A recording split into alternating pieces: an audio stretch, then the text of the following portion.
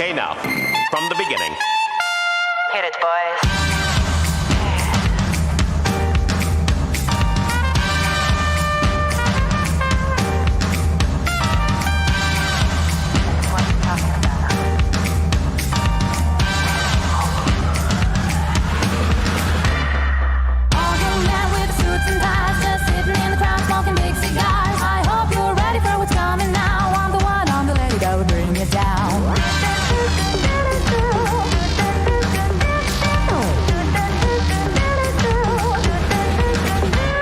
There's a joint on the corner where the big boys play, where the whiskey's running like the rivers, but they all never come for the booze and bass. I'm the one, I'm the lady that'll rock this place. That'll rock this place. That'll rock this place. Rock this place. Rock this place. Rock this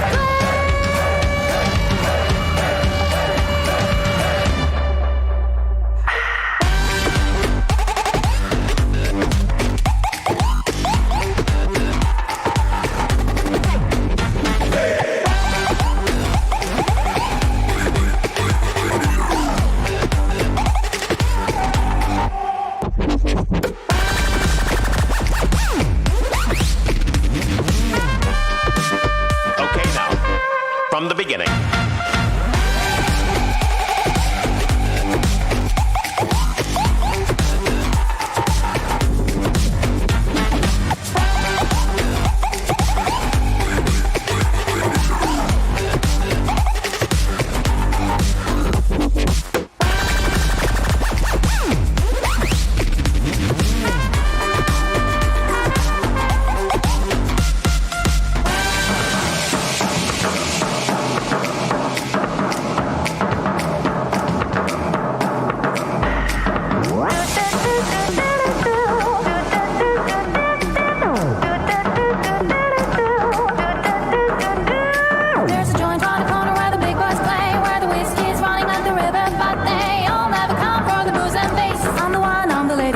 This place, that'll rock this place, that'll rock this place, rock this place, rock this place, rock this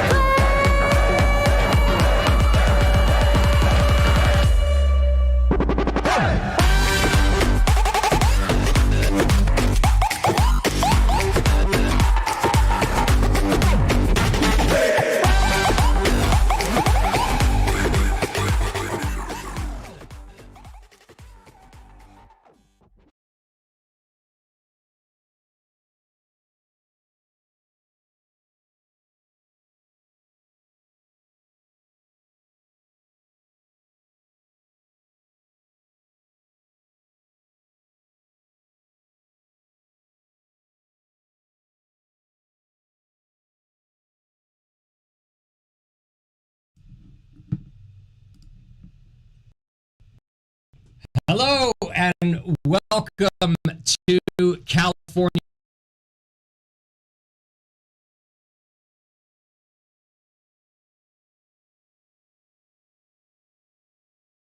It's been one heck of a year, ups and downs, and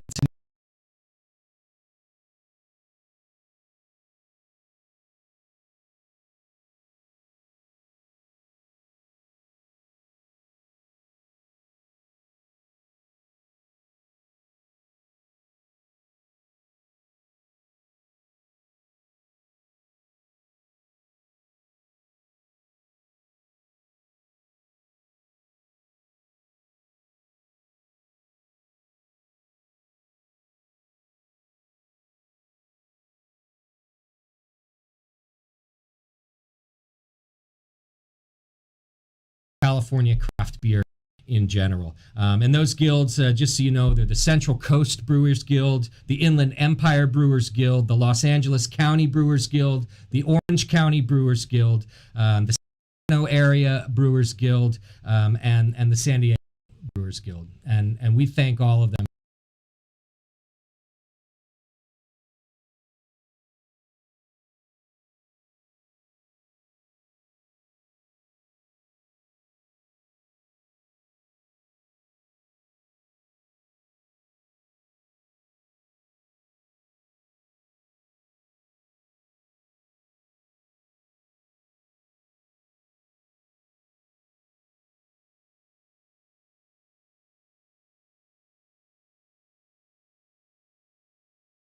We've got a lot of festivities for you tonight, so let's just get to it.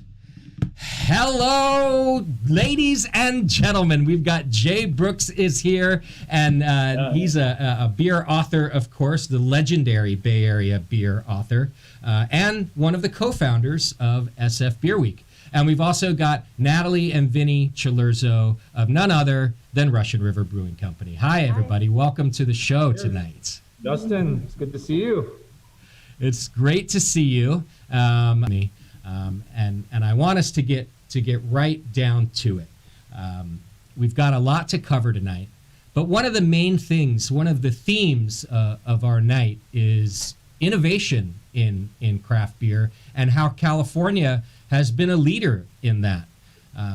And I don't think that anybody on earth could make the argument that Pliny the Elder did not have a massive role in how people see innovation and beer out of this state.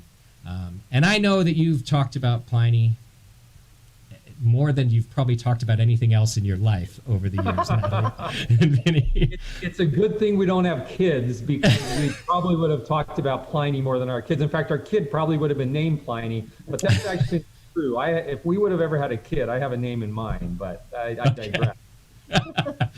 Well, but I do have to ask about it, and I've got a little bit of a different question, and I guess I just wonder, are you still ever surprised by the sheer success and popularity of a beer that's how many years old now? Is that style? Is that recipe?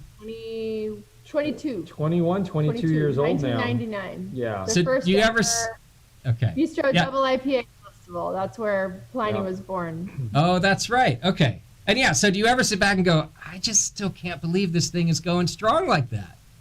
Every day. Every single day. Yeah. We're just shocked and awed and Humbled. so grateful and Yeah. humbled by the support, especially this past year with, we had to switch to direct to consumer when both of our pubs shut down, and it just immediately people all over the state of California started buying cases of Pliny the Elder, and through stores and restaurants and it's just been the support through the whole channel has been just tremendous, and we're just so grateful and humbled and appreciative that Pliny still has a name out there amongst all the sea of great beers. For most breweries, that are small, they talk about their regulars at their pubs or tap rooms or whatever. But, I think of our customer base. We have regulars all over the state that are weekly, seeking out,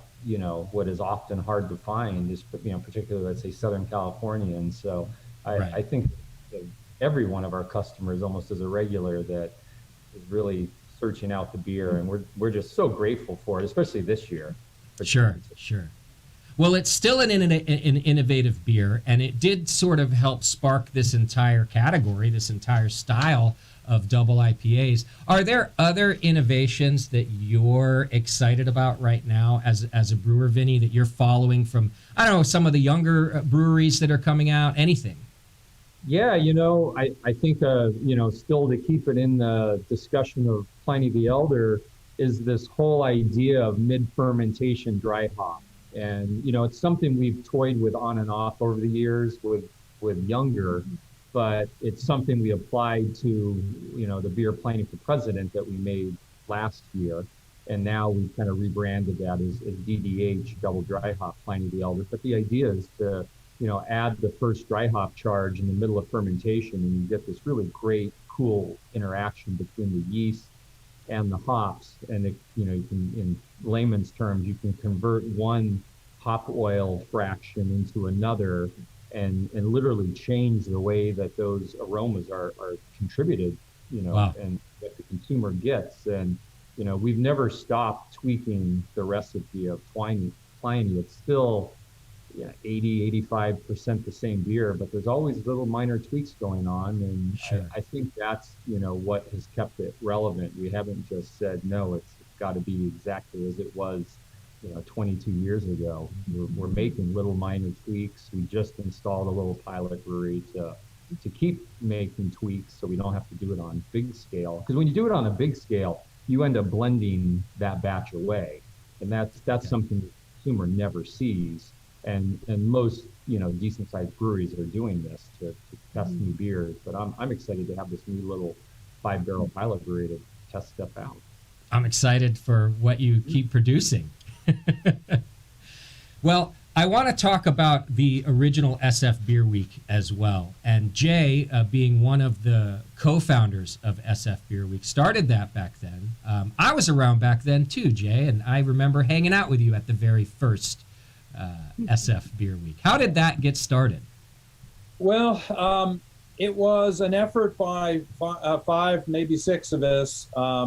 We all happened to be in Philadelphia for their Philly Beer Week the year before we launched SF Beer Week. And we all came back somewhat independently and thought we could do that here. And we kind of got wind that Dave and McLean and Sean O'Sullivan were talking about doing that. Tom Daldorf and I were talking about doing that. Bruce Patton was saying, hey, that was great, we should do so. And so we all said, we should all talk together. And so I think the first meeting we got together at Magnolia and, talked about what we saw there and thought we could use here. We ended up doing it a little differently than they did, but the idea was born out of that trip where we saw them just celebrating their culture there. And San Francisco has a pretty good beer culture as well. So we thought, let's shine a light on that. And that was really the genesis of that. And then it was just a matter of them putting it all together. Well, it was a great event even from year one. And I remember, of course, that it used to revolve around two of my favorite events, which was the Toronado Barley Wine Festival. Exactly. Got to give a shout out to the legendary Toronado Barley Wine Festival. Yep. And I was the early stages of my career in the beer world. I might have overdone it a couple times at the Toronado Barley Wine Festival. Yeah. The great thing about the Toronado is you can lose an entire day in there. Oh, Any day. Any day. Like a Doesn't matter. Wednesday. Yeah. Yeah, is that where that Wednesday went? Okay. Yeah. That makes sense. I mean, and if you're there on a Tuesday in the normal time, you could grab a burger For too. Frozen Mondays, right? Burger Yeah. Tuesday, Burger Monday. But Looking forward to it is the Toronado Barley Wine Festival coupled with Vic's Bistro Double IPA Festival. That's why we fixed it at the time that we did. Got it. kind of bookends it. Yeah, those were the anchors at the very beginning, and we thought this is already in place. People are already used to coming for those. Why not give them a reason to stay the whole week? Wow. Yeah. And really do up San Francisco beer. But did you say let's start with 9 to 11% alcohol barley wine, and then let's finish with 8 to 12, 11% double triple IPA? How it went? Well, it was actually the other way around because Dave always scheduled the Barley Wine Festival to start the Friday or Saturday before President's Day. Yeah, that's because everyone needed a day off. Exactly. We needed the Monday off, yeah. Exactly. And then so when Vic started the Double IPA Festival, he figured, well, I'll do it the weekend before. So it was hoppy beers Opposite. before Sorry, barley my wine. bad. No worries. No, exactly. In fact, I can't remember. Yeah. yeah. So it gave us this perfect window of these two already great events here. Sure. And it's funny, people kind of gave us side eye and laughed at, doing it in February. That's a terrible time to do a beer week. But the fact is, beer people were busy in the summer. February became the perfect time to do it because it wasn't a busy time. In fact, it was one of the two slowest months of the year. So after we've been doing it for 5 years, I did a little survey of brewers, and February had become, just in that short time, one of their best months of the year, at a time when all of other places in the country it was still a terrible month. So I think that helped accomplish something useful for the breweries, in addition to, great events. Well, and as part of the production side, real quick, Justin, is that January is traditionally one of the slowest production months.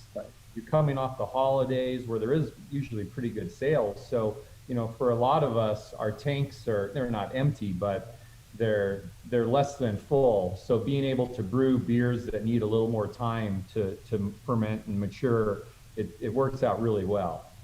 Which gives me a great opportunity to mention that one of the things that was born out of SF Beer Week, and because brewers had time and space, and still exists today during California Beer Week, is a series of collaboration brews. And those collaboration brews have always been like an awesome part of Beer Week. And it's been done again this year by brewers. So folks at home, you can go to CaliforniaCraftBeerWeek.com, CACraftBeerWeek.com, and there's information there about where you can get it. One of those places you can get it, and in fact, a wonderful presenter of ours tonight is Whole Foods. At Whole Foods markets, you can get those. You can also get them at Tiger's Tap Rooms and Admiral Malting's, their tap room, The Rake. And I might even have a few here at the Hop Grenade out in Concord. So get your collaboration beers while you can. Well, we've only got a couple more minutes before I've got to get to our next guest. But another, SF Beer Week, beer weeks across the country have really grown, both in size and the number of events and the number of participants. And one thing that we would normally be doing right now is hanging out together at the opening gala. And tonight, I'm honored to be able to do this presentation as a way to bring that community home and to get us together here on screen, both so we can see each other and so that others get to hang out of us, with us while we do that. And one of the highlights of that gala every year is Jay giving us the Beer Week opening toast. And while that's a tradition for SF Beer Week, we're starting it for California Craft Beer Week tonight because Jay, you've got to lead us in a toast. Before you do, Justin. Yep. Just quickly, I want to know what everybody's drinking and what we're toasting with. Folks at home, I'm sure you're excited to know. Oh, cool! I'm drinking the same thing. Russian River Janet's Brown on tap. I got it on draft here. A tribute beer to our very, very good friend who we lost last year, Mr. Mike Tasty McDole. You can see his image there on the can. And I just thought that's a fitting start to tonight, as you did too. Jay, what have you got there? I sadly did not have any, but I am having an STS Pils, which seemed like a great opening event beer. Solid choice. My pregame, I'll say, was Reality Check. So I had a little Pils too. As if any of us need a reality check right now. But younger. Yeah. Why not? Yeah. All right, Jay, would you like to lead us in our opening toast? I would be happy to. I will take it away.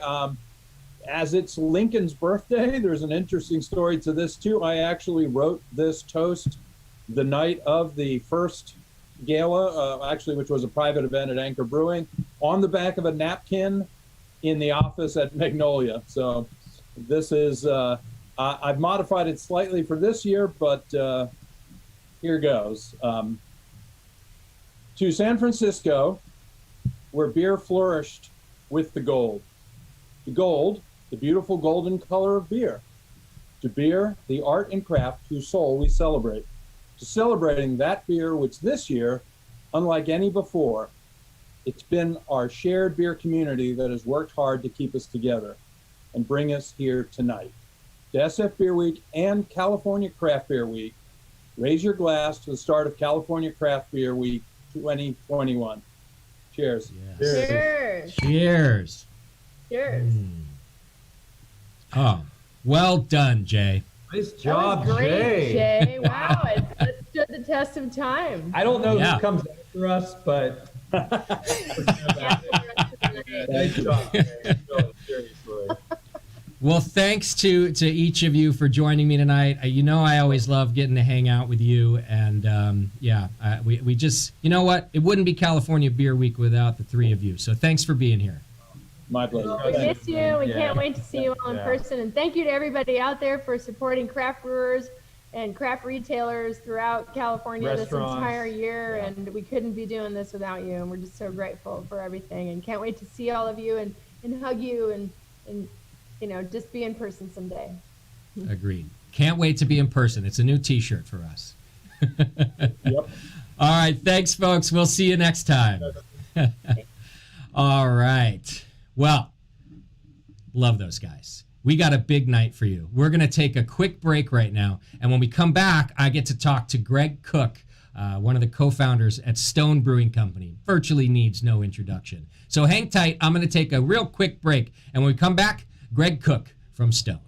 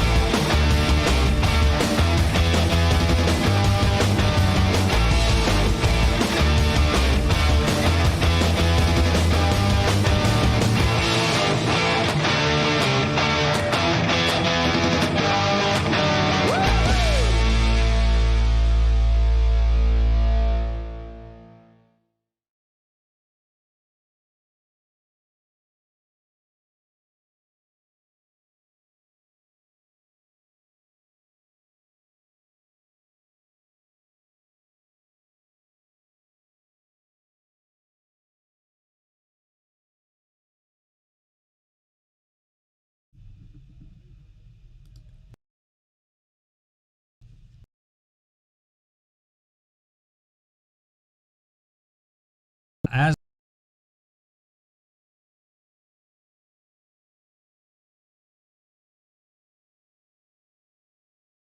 since we can't hang out together, this is the way we do it. Plus, we get to see some smiling faces on here. My next guest, as I said, doesn't really need an introduction. Mr. Greg Cook from Stone Brewing Company. Greg, welcome to the show. And take my word for it, I got a smiling face. Actually, I'll prove it. Since I'm socially distant, I'm inside the Stone Brewing World Bistro Gardens in Escondido, but everybody is dining outside on the other side of those windows. So I'm inside. Perfect. In the. I'm glad you did that because you could have been an imposter. I got to at least see your face. Well, I've been called that before, so who knows? So, Greg, it goes without saying, you're one of the real pioneers in the craft beer scene, in the California craft beer scene in particular. You still are. And it's not just that you've been around that the brewery's been around for what? Almost 25 years now? 22? Longer? No, we're on our 25th year. 25th, yeah, 25 years. It's not just it's not just the length of time. It's your style, Greg. It's what you brought to the scene. You're a rebel when we needed one. You still are. You're not afraid to be a little bit of a rock star. You're not afraid to be a little bit of a hard ass. You're not afraid. You're just kind of there when we need you, man. Okay, this is all very difficult for me to hear this kind of stuff, but thank you for I know you're meaning to be really nice. Feels awkward, but kind of flattering, but awkward. Hey, I got into this thing because I was a craft beer geek. That is the only reason we started Stone, and believe it or not, this is 110% fact. It just seems, from today's perspective and when we started I don't know how it resonates, but I'll tell you. When we started in 1996, Steve Wagner and I literally thought we were starting too late to ever make a mark. Oh, wow. It seemed like, because I looked at craft beer for years and years and years before that as I was getting more and more into it. And I thought to myself, you know what, we're just too late. We're like the 850th brewery in the United States to open. After that, 1979 low, around 42 breweries in the entire country.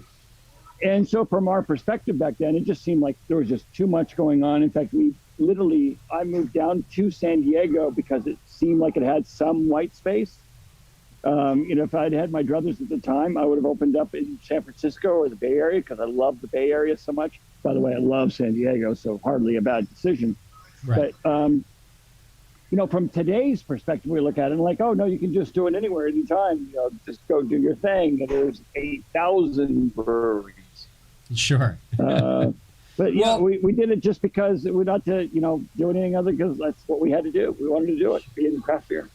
Well, and you did it your way, and I think that's what I was trying to reference, and it's really set an example for a lot of us. And I'm glad that you brought up that honesty, that you thought maybe you were too late to make a mark, because really one of the questions I wanted to ask you was, what you would say to new brewers today, and with that many breweries in the country now, is there still room for more, and can people still make a mark like you've done?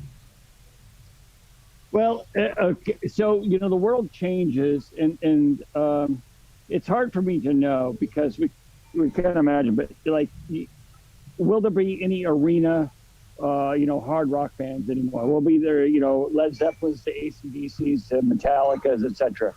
Within the Spotify world, long tail world that we live in today, where not just because of COVID, people aren't going out, but it's a very different situation where we used to have 3 channels on the television, ABC, NBC, and CBS, right? And then UHF, and now you've got the long tail. So we are in a world with a long tail.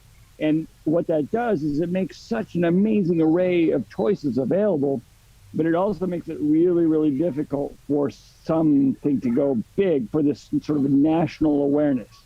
Because when Walter Cronkite was saying it on the news, everybody knew the next day at the water cooler. Yeah. When there were these big bands in an album, when the Black Album came out to reference Metallica, everybody knew. And now it's a very different world. And craft beer is not immune to that very situation here. We are in the long tail. So can you become a national brewery if you start up today? I'm not one to say you can't, right? That's not my role, but it's a very different playing field when there's 1,000, 2,000, 3,000, and now 8,000. Sure. So it's hard. It's quite interesting. It's very interesting. Well, and at least, we're getting a lot of interesting beer out of that too, right? I mean, you were an innovator from the beginning. Do you think that young brewers' innovations, are they exciting you? The way the IPA has evolved, the styles that we see now, is that still thrilling to you? Oh, unquestionably. Absolutely. Yeah. But, here's the challenge. It's both a benefit and a challenge. There's two sides to every coin. So back in the earlier days, when somebody came out with something really unique, like when Sam was doing the 60 and the 90 and the 120 minute, when Three Floyds was doing the Alpha King and the Dreadnought, we knew about it, like the New Glarus Cherry and stuff, it would filter out around, right? And today, the level of those beers is being met handily by your random, and I don't mean this dismissively at all, but your random brewery around the corner in your warehouse district of your town is bringing out beers that are absolutely on par with anything that we've ever done in Stone, or some of these very famous beers. But it's kind of now it's the uber cool scene. It's like, well, you never heard of it. Yeah. It's just too cool. Yeah. No, that sounds bad. I don't want to sound like. I don't think it sounds bad. I could relate to you. Okay. Yeah. but there's just so much happening. Again, I couldn't keep track of 1,000 breweries. I certainly can't keep track of 8,000 breweries. Right. And today people ask me, they go, "Oh, Greg, I'm going to go to San Diego. What do I do? You're the expert of beer. Where do I? I'm like, I can tell you some old school. Don't ever miss Pizza Port, Solana Beach, the original home. My heart is there. And don't miss Lost Abbey, and don't miss AleSmith, and some others. And please come to Stone while you're in town. But as far as everything else, you got to go on to the rating sites. You're probably going to know more than I do, because I don't keep up. Yeah, I can't. Yeah. I can, I can relate to that too. I didn't work in my tap room for a long time, and recent events, that have affected the whole world have me working here quite a bit and selling beer out of here, selling a lot of different types of beer and different breweries. And you know what, Greg? It turns out I love beer still, because I've gotten to sample all of these and realize all of my customers now know more than I do. They know how it's made. They know the name of every hop. And I really like that. To me, it's fun. We dreamed of such a world. I literally dreamed of a world where craft beer would be available at your corner bar, across the street, up and down the street. And we got it. Literally, look, craft brewers, you people there, me and Justin and everybody else, we won. We have reached a utopian world that is beyond my scope of imagination back in 1996 when we started. So this is a wonderful thing, but on the other, it's like the two sides of the coin. One thing, I have a constant source of discovery, which is freaking fantastic. But I also don't feel like I have any clue what's going on anymore.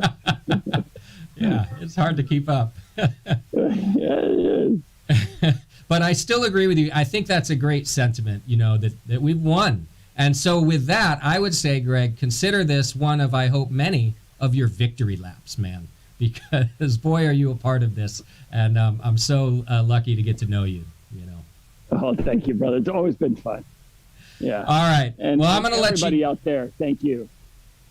We all love you, and thanks for being a part of this. I'll let you get back to the Stone World Bistro there and your guests. But, Greg, always a pleasure. Thank you for being here. Cheers, brother. There he is.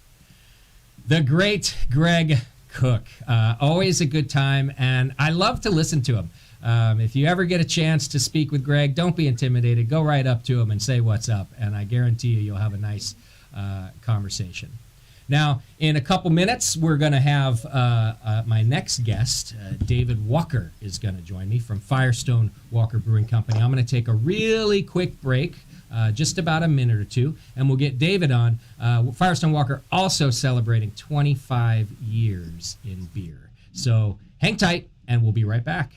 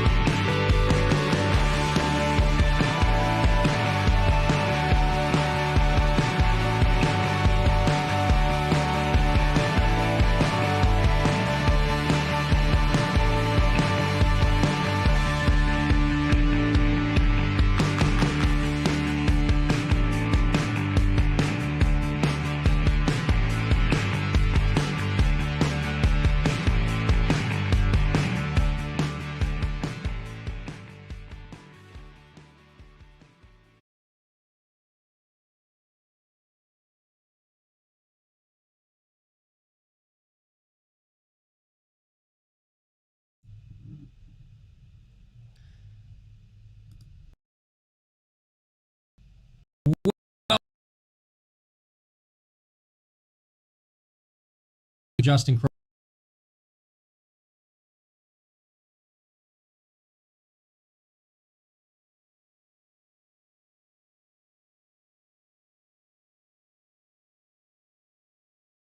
Get the California Craft Brewers Association beer box that they put together special for California Beer Week, and they're still available. They will sell out. They'll probably sell out pretty fast. Go to cabeerweek.com if you haven't gotten yours. And while you're there, you can check out all the different events that we have happening all week long. This one is just the start of another great beer week, this time celebrated throughout the whole state of California. My next guest, I'm not afraid to admit, comes from one of my all-time favorite breweries. Part of my career in beer, and I've been lucky enough to grow a relationship with many of the people that work with the brewery. This working relationship we've had has been fun. Our friendships have been great, and most importantly, they brew some of my favorite beers, including my favorite pale ale of all time, which I got to do a collaboration version of with the brewmaster. I'm speaking, of course, of Firestone Walker, and joining me right now is David Walker. Hey, David. Hey. It's great to see you. Memorable bromance you have with Mr. Brynolson. I do. It is such a I'm not going to lie, his picture's on my studio wall right now. That's how far our bromance goes. Make you smile. Now, I think I'm going to guess what's in your glass. I was going to start off our conversation like this anyway. The beer that started it all for you and your brother-in-law / partner, Adam, was Double Barrel Ale. Is that right? That's what got you into this thing. Yeah. It's, all our sort of hopes and dreams were wrapped up in that beer. Obviously it's an English pale ale, so that had some relevance for me, but it also spoke to my partner in as much as, his roots were in the wine in the vineyards. And basically, this beer goes through fermentation in both wood and steel, even today. And then it's blended back, and it's a nod to the Burton Unions of the Burton-upon-Trent area in the middle of Britain. And this beer, pale ale, sort of saved the British brewers from the beautiful lagers charging in from mainland Europe. So it's a great drinkable beer. I mean, mild on the hops. In our case, sort of a London ale yeast and some floor malts, and it's just a sort of delightful beer. It's my favorite beer, and we make still your favorite. No, absolutely it is. Nice. Maybe I'm pretty boring. What's sort of fascinating? No. I wouldn't say that at all. In fact, so I just had this year's version or your most recent batch. I don't know what I had. Brewery Fresh DBA just the other day. And I was telling you this off air, and I meant it. It is tasting so phenomenal. Has the beer changed much over the years? It has changed a little bit. Just once there was the baton of DBA was handed off from Jeffers Richardson to Matt Brynolson in 1999, and Matt, I think, changed the malt bill. I don't think he changed the malt bill. Okay. And that was it. Otherwise, he was courageous and trusting in pursuing the Burton Unions. The concept of having wood at this level in a brewery was, sort of shocked him. But it was a good thing, and it's now. I'm lucky. I drink this Brewery Fresh all the time, so I'm sort of spoiled. But this beer is 25 years old. It's right. I often talk to people who say, "Hey, this is my father's beer," and we never set out to make our father's beer, but that's what we're doing now. Sometimes we can't get away from that, and I think that's a good thing too. 25 years Firestone Walker is celebrating this year, which is exciting. Which is exciting for any industry and any company, but in craft beer, I think it's a really important milestone to celebrate. So you've seen a lot in the craft beer world in California. You've been California brewery the whole time. What are some of the innovations that you're seeing that you're excited about? And I know that as a brewery, you're doing a lot of them yourselves, like with sustainability, practices to make yourselves more efficient and sustainable. But what excites you still after 25 years, David? I suppose, craft brewers by their very sort of DNA are sort of innovators. They're tinkerers. You have to see the arc of California craft brewers through the sort of the lens of hops and their commitment to hops. It's a hop-forward beer culture. I would argue that California craft brewers ultimately changed the world of beer. Now, obviously, I'm biased. I'm in California, but we brought hops back into the discussion, the narrative with beer culture. In a really, really sort of vibrant way. And so I think craft beer is still all about hops. Whether it's whether you're driving sort of fruit flavors in a hazy IPA or whether you're trying to pick out delicate flavors in an English pale ale. I don't know whether that answered your question, but certainly in terms of in terms of California and what we do here, I mean, I think we innovate hop forward beers that seems to be better than any region in the world, and that's proven to be very, very good for us. Yeah, well, and it is something to be proud of, and I don't think there's anything wrong with saying that. You know, California has had a big impact, and that's what we're here to celebrate too. Now, I know that a driving force behind both you and Adam, you know, aside from being very astute business people, the driving force has been finding the perfect pint. In fact, I think before you were brewers, you argued about that all the time, and you went searching for it. And okay, aside from Double Barrel, have you guys found the perfect pint yet, or is that what you're still striving to do? You know, I mean, it's sort of the great things about partnerships is they sort of hopefully you're different. If you're the same, it's sort of pointless. But you know, he'd find his perfect pint in Munich, and I'd probably find mine in Burton. And I think Matt would probably find his perfect pint in his hand. Munich, probably, yeah.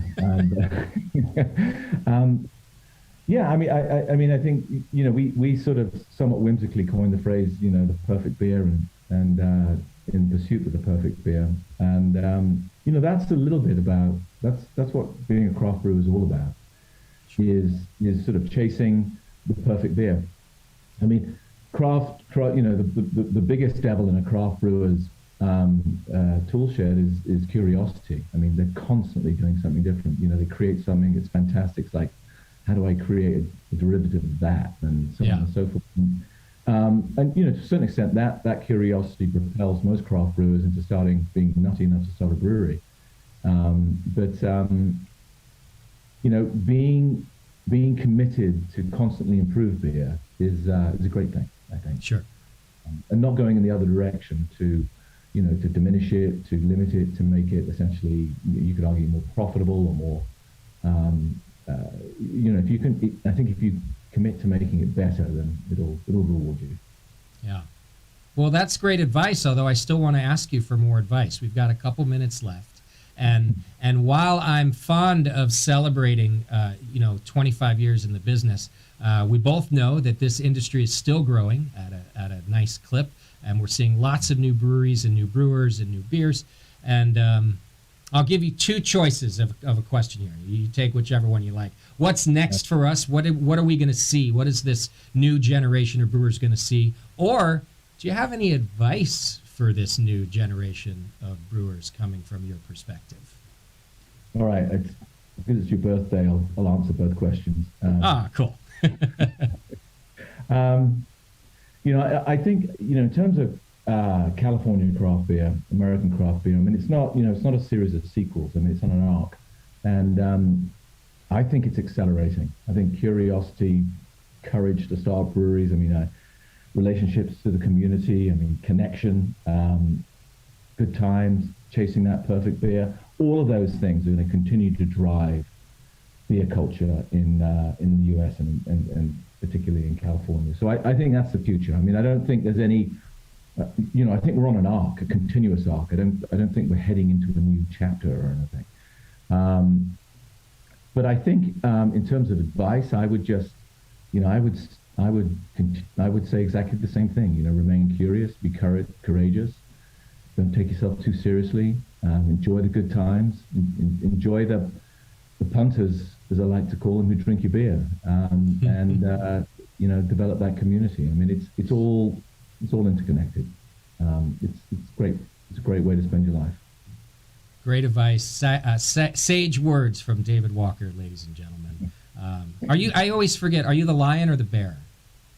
Oh, come on. I'm the lion. You're the lion, of course.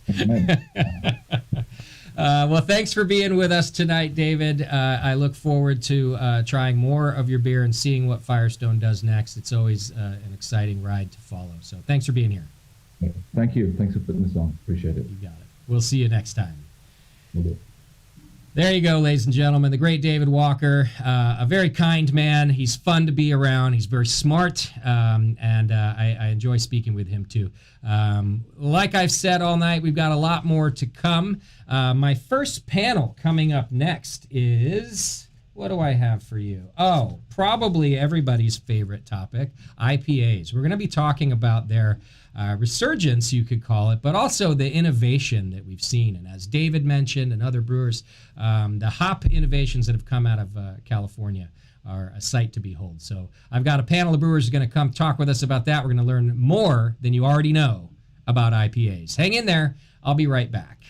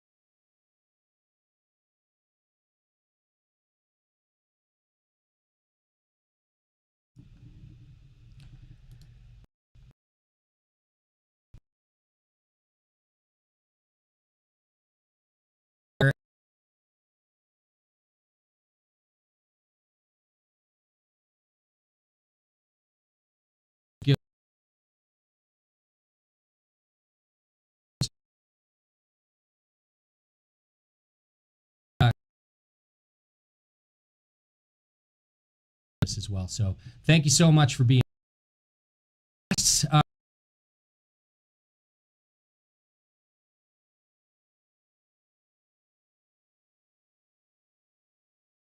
Even if you claim to not like them, you love to not like them. IPAs are where it's at in this industry, and we're going to talk about IPA innovation with my next panel. Guys, welcome to my show. It's good to see you here. Thanks for having us. Thanks for having us. So we have here, and I don't know if the order of people changes, so I'm just going to have you say hello back when I introduce you. That way everybody knows who we're talking to. But we've got Chuck Silva from Silva Brewing Company. Welcome, Chuck. Thank you.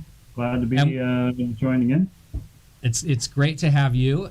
We've also got from San Francisco, we've got Tim. Tim, I always butcher your last name. You're going to have to say it for me. I'm tired of butchering your last name. I was waiting for the drum roll. Yeah, it's Tim Shasha, cellar maker.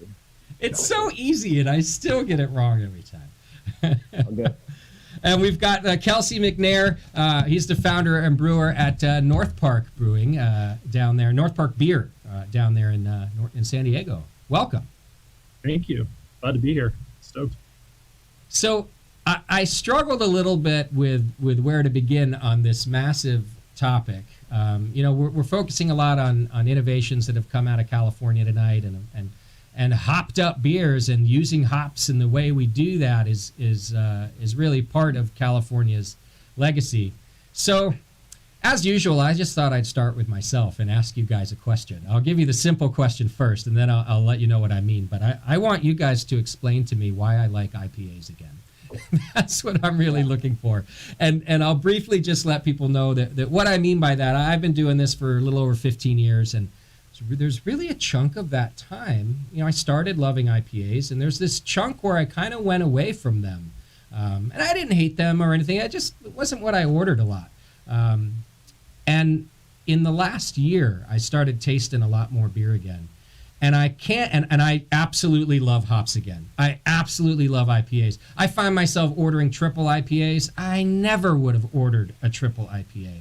And I can't decide if my palate has changed, if the hops have changed, if this new generation of brewers have changed things for me. My sense is it's a combination of everything, but I'm going to leave it to you to figure out for me tonight. Guys, I'd be happy to kick this off. Please. Maybe from a kind of old school perspective, if that makes sense. Yeah. Sure. All right, so I'm going to go back to even before I was brewing and say Oregon brewers were making IPA that was hop backed, not even dry hop. And that was how we got extra hop character, aroma, and flavor into beers. And then, roll the clock forward, and you got a lot of San Diego brewers who don't even have hop backs. There was definitely a handful that did. And then you get more dry hop expressions. And so that's maybe dry or fresher, not experiencing the hop side. And then, there's yeast differences too that accentuate hop character, as opposed to something that a yeast that in particular would accentuate a multi-hop profile, like an English profile, that would, sort of accentuate the malt character with caramel malts. And so caramel malts begin to drop off, yeast changes, you go for a drier profile. And that's actually something that I did in the early, 2000s, and accentuating, still using crystal malt, but using a hop or a yeast that would accentuate hop. And then just increasing the hop bitterness to balance again the malt, which was always the target, and then adding more dry hop. So it became more and more dry hop, less and less crystal malt, and the balance changed. Yeast profiles have changed a bit, and I'm going to let the other guys talk to some of the innovations, and I think a lot of that is yeast driven. More and more, dry hopping regimens and layering of hops. So there used to be an old school, drop in the bittering hops and then add some finishing or whirlpool hops in the end, and then it became more layering and layering and layering, and then that's what I did, and then I also added the same. I would reinforce the hops that I layered in the hot side, and we use the same ones in the dry hop, and you increase the dry hop over and over. So now we're at a higher level. So Sure. I think we had an old school where it was just hop back, no dry hop, and then we went to dry hopping, and now we're at higher levels and different yeast strains. So maybe somebody else can jump in on the conversation now. Tim, what do you think? Sure. Yeah, I think we've always pushed IPA into different directions that had more and more appealing aromas and flavors, and hops have been grown to accentuate those, and the farmers have selected those hops to get closer and closer to appealing aromas that we love, like finding terpenes, which are aromas that are common in a lot of different things. Like you rip open some fresh basil, right? Who doesn't love that aroma? You can find that in hops. Opening up a nice, awesome grown bag of marijuana, just to say it, that smells awesome. I don't smoke that much weed, but man, that smells really good. Yeah. And finding tropical fruit flavors, things that are kind of appealing to a more mass audience. I think these are just pleasurable aromas, and as brewers, they tantalize us, and we want to create these beers. And Chuck said, like, we're removing more and more malt character from these beers because that kind of obscures these flavors and aromas. So we want to focus in on those, pull out that malt, and those hops are going to give us something that's really pleasurable. And then yeast can do a lot of the same stuff and bring aromas that we weren't really, we were so focused on hops for a while that we didn't think too much about the yeast being like a main player. But now yeast gives you tropical fruit flavors. It gives you these fruit forward flavors that like add the sweetness to the beer, and sweetness is appealing to many people. And I think it's a really great innovation to bring yeast more forward into IPAs these days. I'm glad that you bring that up, and of course we want Kelsey to chime in here too.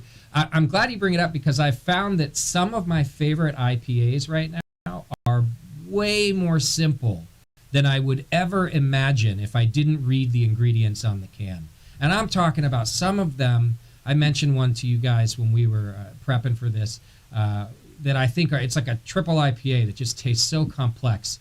It's one malt, it's one hop, yet it has all of those characteristics you were just describing, Tim, out of a fairly simplistic beer. And I do think that yeast has something to do with that. Kelsey, what's your take on this? No, I think what both Tim and Chuck have said, kind of hits on a lot of points, but sometimes less is definitely more. And I think when we were talking about this before, the hop you were talking about in that particular beer was Mosaic, Mosaic. Yeah. It's a recent addition to the selection of hops that we get to use.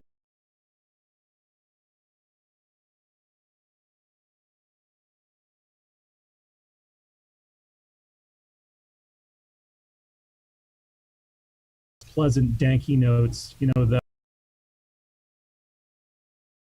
of weed, which smells wonderful, and can hit notes of passion fruit. I think there are some really cool hops that can stand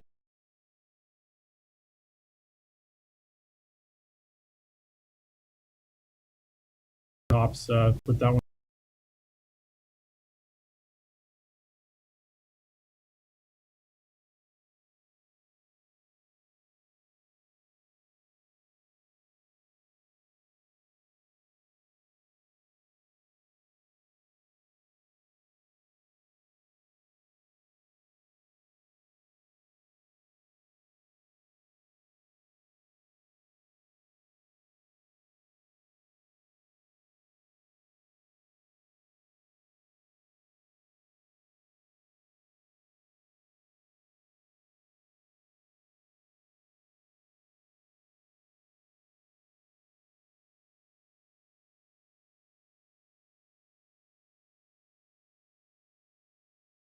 somebody had to do it once, and then you all share secrets. Like, why? How does that become a trend in beer? I think who I personally heard talk about it was Matt Bernaldson. You know, I think it may have even been on the BN, during a session, and just talking about all these different compounds that could be found by dry hopping during fermentation, and that led to, I was homebrewing at that time. That led to my personal experimentation and seeing, that we could do more. And then for us, we've continued to, really embrace a lot of the sort of, advanced hop products. We've used a lot of CO2 extract hop products. One in particular comes from Barth Haas called Incognito. It's basically like a liquid hop extract. And we're using that in a dry hop sort of state, which I think is different from what a lot of breweries are, but we're seeing a lot of these flavors that are creating dry hop aromatics and flavors that, I had not previously experienced. And we use these cryo hops that have a lot of the vegetal matter removed from them. And we're getting a lot more intense aromatic qualities. It's been really fun playing around with, all these different things. So not just the techniques, but we're actually seeing new products like that we can use, and even new hops. You mentioned Mosaic, so I wanted to just focus even on the simplicity, if we can call it that. That is just the ingredients. Hops actually have fans now, like they're known by name by your consumers. I know that people come in here, and you mentioned one. They're like, "Oh, that has Strata in it. I'll take it." They didn't even look at the brewery name yet. They're like, "Oh, Strata. Yep, give me that one. Mosaic, cool." Mosaic. They order it by the hop. They order by the hop name. It did not start like that, If I could push growers to kind of take a closer look at one thing, it would be naming the hops with a name that is kind of sexy and appeals to consumers, because they really are like amazing marketing tools now. Not only are they awesome hops, and they should be focused on, but these names like, Citra is a great name. Mosaic is a great name. I'm not going to name some of the bad names out there. Right, yeah. There are, we know. And you're right. And all that does is it just makes a little more of an uphill battle for them to become the sexy hop, right? Sure. So, so there are huge innovations in the hop world. And so it's not just innovations in the brewing process, which we can all take credit for. I was even double dry hopping, in 2005 when we released West Coast IPA. Yeah. I was actually hanging a bag of Simcoe, of whole leaf Simcoe, kind of like Sierra Nevada does. They do a whole leaf bag actually in tank, even though it's a relatively small bag, but they got to a point where they were just hanging multiple bags and they were tying them up. They're trying to, keep up with their own self, and it becomes super cumbersome when you're trying to do something that's so like hands-on crafting, but they're still trying to do it. So props to Sierra Nevada for still hanging a bag of holy pops in the sure in the tank. But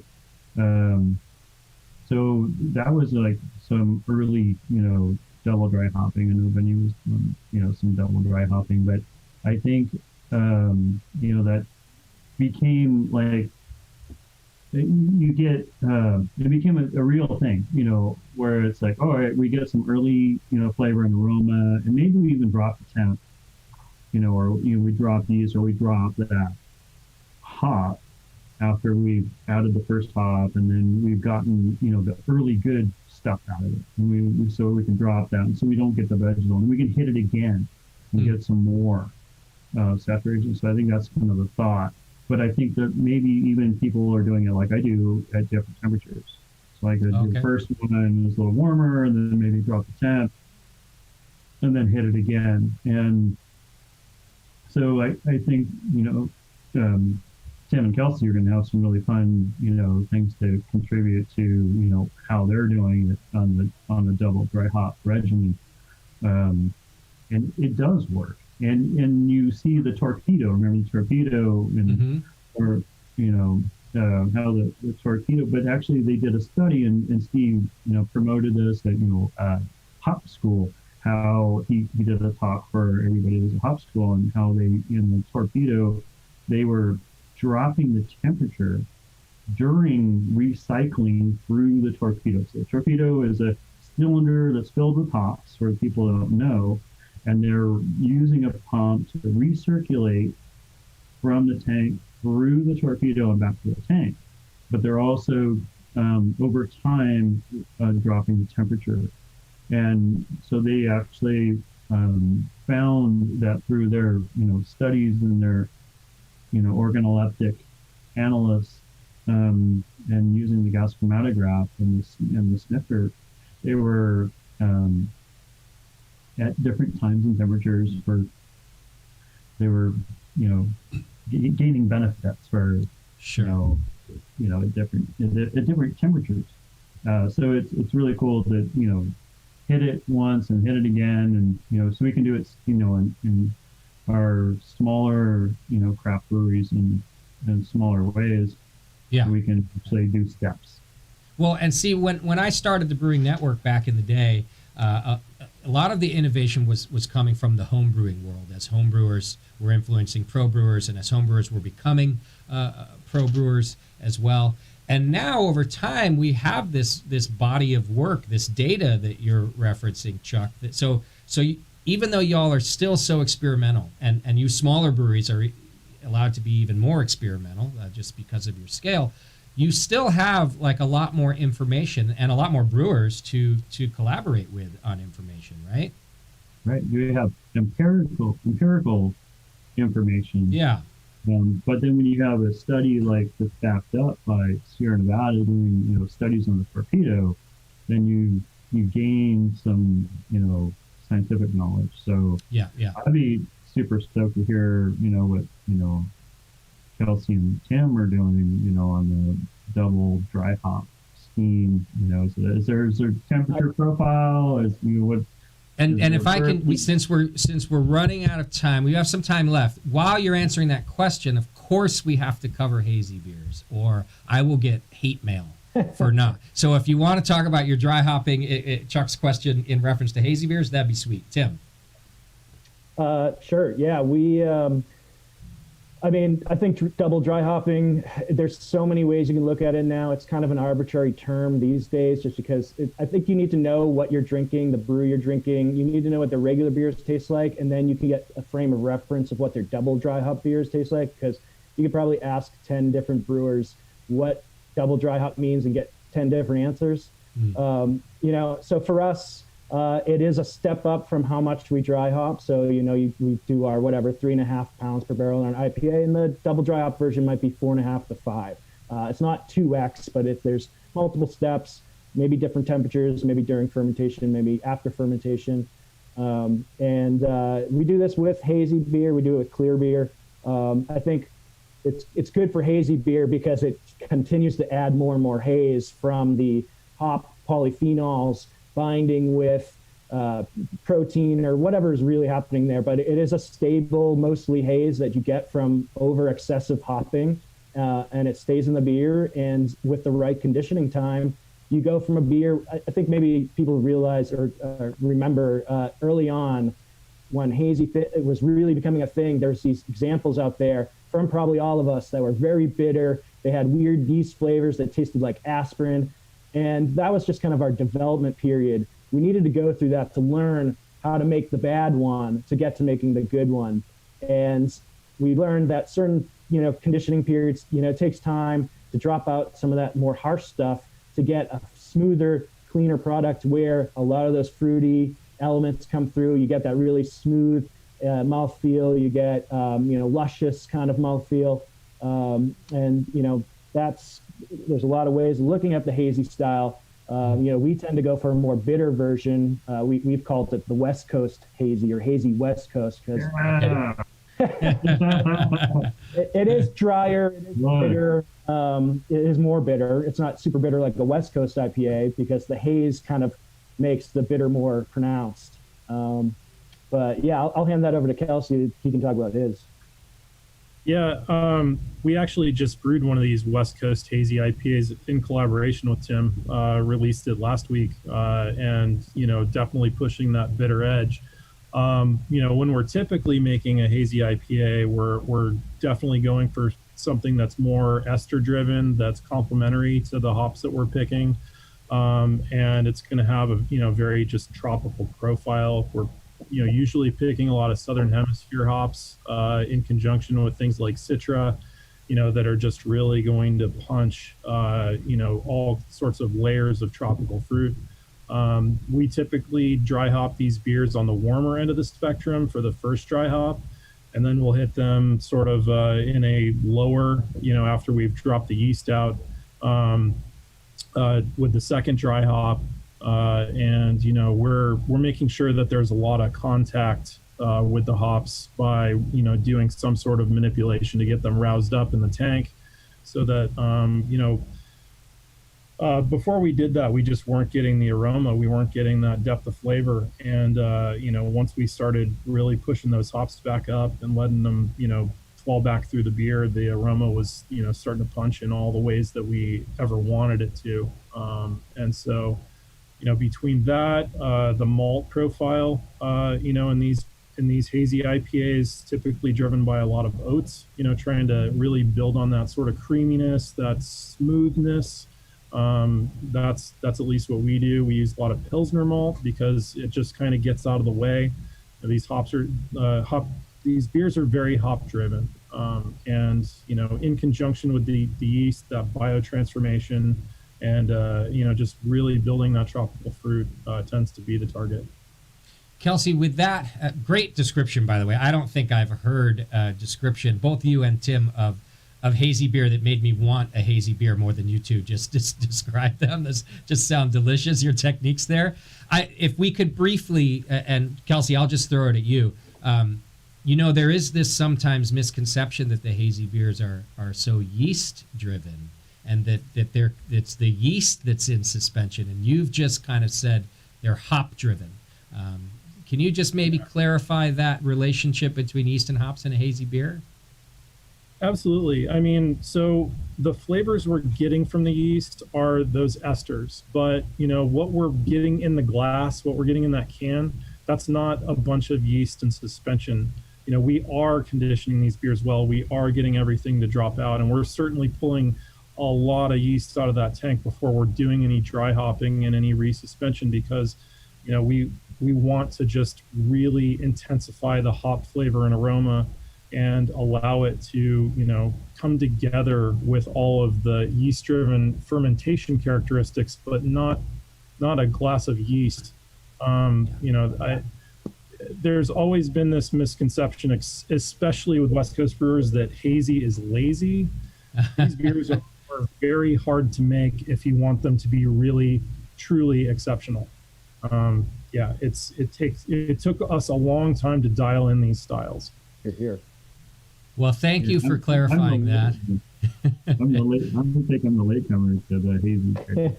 Yeah, and Chuck, me too, and I think it has something to do with what Tim said, that there was a learning period and a growing phase for all brewers to start to nail this style. And as we're running out of time, I do just have this, I can take this opportunity, a little bit of self-promotion, but also for Tim here. For SF Beer Week, for several years now, we've done an event here at the Hop Grenade called our Hazy versus Clear event. And because we always hear people arguing about it here at the bar, and certainly among ourselves and my staff, we do a blind tasting every year.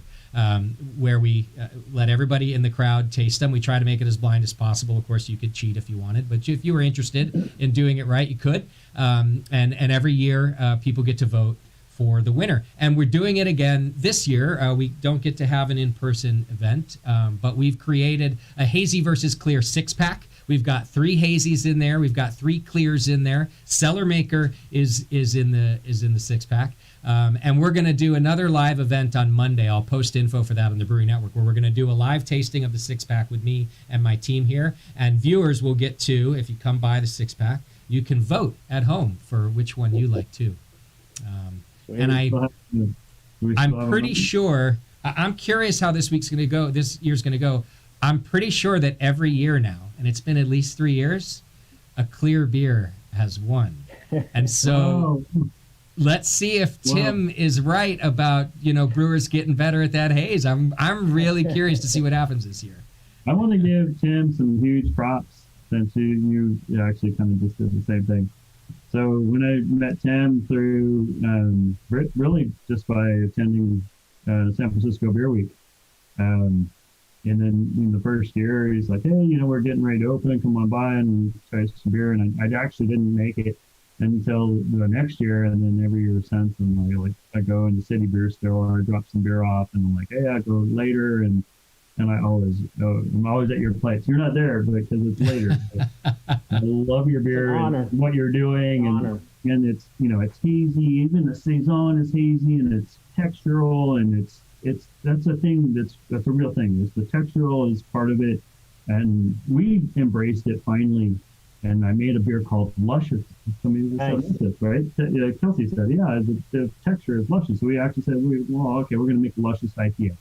So we made Luscious, and we made it with Citra and Mosaic. Yeah, well, brilliant. That's a bright. And then this answers your question, Justin. It's like, why do I like IPA now?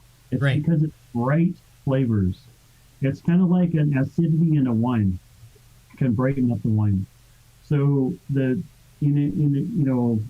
so I don't know the science behind what we're doing. It's more empirical. Excuse me. Yeah. It's more empirical what we're doing. So we're adding 3 pounds per barrel on dry hop. We're increasing. We're doing 4 pounds per barrel. We're doing double dry hopping. And what you're liking is the brightness that it brings to the flavor, and the aroma, of course. Right. And its complexity too. Chuck, the perfect ending and answer to my not so simple question. Well, gentlemen, I want to thank you for being here with me today. It's always great to speak with you. I'm a fan of every one of your beer. Kelsey, I've been drinking your beer since you were a home brewer, brother. You're still doing good work, all 3 of you. Thanks for being on the program, and good luck to you all during this California Craft Beer Week. I hope you enjoy it. All right. Happy Beer Week. Yep. Cheers. Good guys right there. Good guys and great brewers. If you haven't had a good hazy IPA, if you're one of those, if you're a hater, try one of their beers. In fact, I think the Cellar Maker beer that's in our 6-pack I think you're going to enjoy it. So hang out with us. We've got more to do. Up next, we're going to be doing a beer and cheese pairing. We've got Whole Foods, one of their cheese professionals is coming on with us, and she put together a pairing for us with Original Pattern Brewing Company, with Hen House Brewing, and with Crowns and Hops. And we're going to speak to representatives and brewers from each one of those breweries while we taste through this. So hang in there. You're watching the kickoff party to the first ever California Craft Beer Week, and we'll be back in just a couple minutes.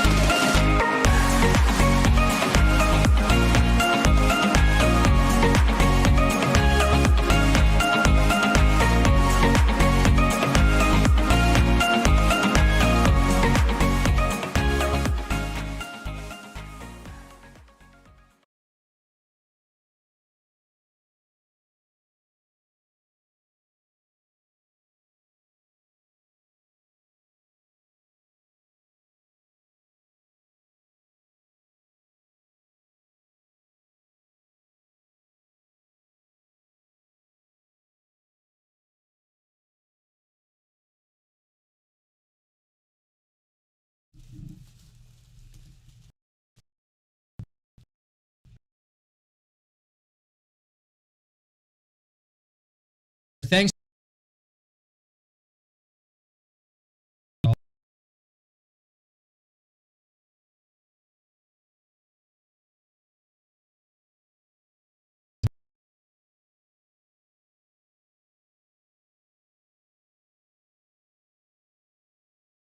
Beers that have been done, and you can pick those up at various places around the state, including Whole Foods. There's Tiger's Tap Room. You can go to Admiral Malting's, their tap room, The Rake, and ingredients for those, were all contributed by. It really takes a village to do any kind of a beer week, and we want to thank White Labs for their yeast contributions. Giga Yeast was in there, BSG Craft Brewing, Hollingberry and Sons Hops, of course, Breese Malts, and Custom Label and Barrett Co. All contributing to making this year's collaboration beers happen, and they're always delicious. Go find them. You can go to cacraftbeer.com to learn more about each one of them. So, as I told you, my next guests are joining me today to do one of my favorite things to do, which is eat cheese while I drink beer. And I get to do that with them tonight. So let me bring in our guests tonight and introduce everybody so that we can just, get right to it. I don't want to waste too much time so that we can get through everything. Our certified cheese professional joining us from Whole Foods is Stephanie Foss. Stephanie, thanks for being here today. Thank you, Justin. Hi, everyone. I'm really happy to be here. Cheese and beer is an amazing pairing.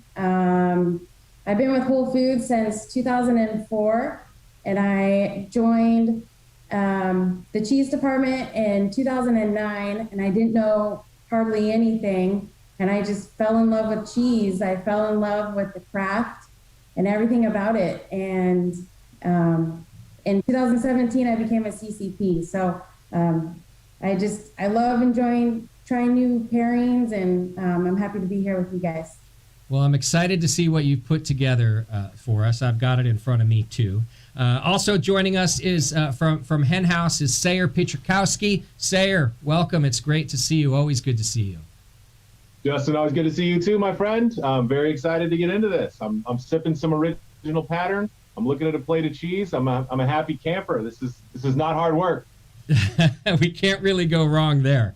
I also want to introduce Benny Ashburn. She's the co-founder, also the dope CEO of Crowns and Hops Brewing Company. Hi, Benny. Hey, hi, everyone. So excited to be here. Got our Urban Queen standing by ready to go. Thank you for inviting us. Yeah, I'm stoked to have you here. I always enjoy your beer also. Teo Hunter is next to you there, the COO of Crowns and co-founder of Crowns and Hops. Hey, Teo. What's going on, you guys? Super excited to do the thing that I love doing in the late hours of the night when I'm drinking beer, which is raiding the fridge for cheese. Yeah, I think everyone can identify with that, but have an amazing board. Super grateful to be on. Thank you. Absolutely. It's great to have you here. And last but not least, my friend Andy Crocker from Original Pattern Brewing Company is here with us. And I'm just going to give a special plug for Original Pattern. And I know that all of the people on this panel here agree. Original is like firing on all cylinders right now. Andy, your beers are just tasting so good. I'm glad to have you here. Thank you. I appreciate that. Yeah, we're pretty proud of the products we're putting out at the moment. So, we're stoked to be here, stoked to be here. The cheese is great. The beers are great. So, yeah, stoked to be here. Thank you. So just quickly, before we get started, we're going to get to our first pairing, which is with Original Pattern. I had trouble finding the beer today, and I'm texting Andy. I'm like, hey, do you know where I could find this beer? And he goes, yeah, at your tap room, you idiot. We delivered you a keg today. And I had to go out and ask my staff, like, hey, did we get an Original Pattern today? They're like, yeah, man, it's tap number 12. So I have your beer. Yeah, very, very good to hear. Very good to hear. Yeah. Thanks for letting me know about my own business. I appreciate it. Yes, no, indeed. So that's all thanks to my sales manager. He's a wonderful man. So very good. Stephanie, why don't you go ahead and get us started so that we can get through all of this and tell us what our first pairing is. Okay, so our first pairing is going to be, magnitude, right here, and we are going to try it with vino. I always recommend drink your beer first. Smell it. Really get the flavor in there. And then eat the cheese after. The cheese is a 9-month age Alpine style cheese from Wisconsin. It's going to be a little nutty, mild, a little sweet. The nuttiness is really going to pair well with the peachiness that I get from this beer.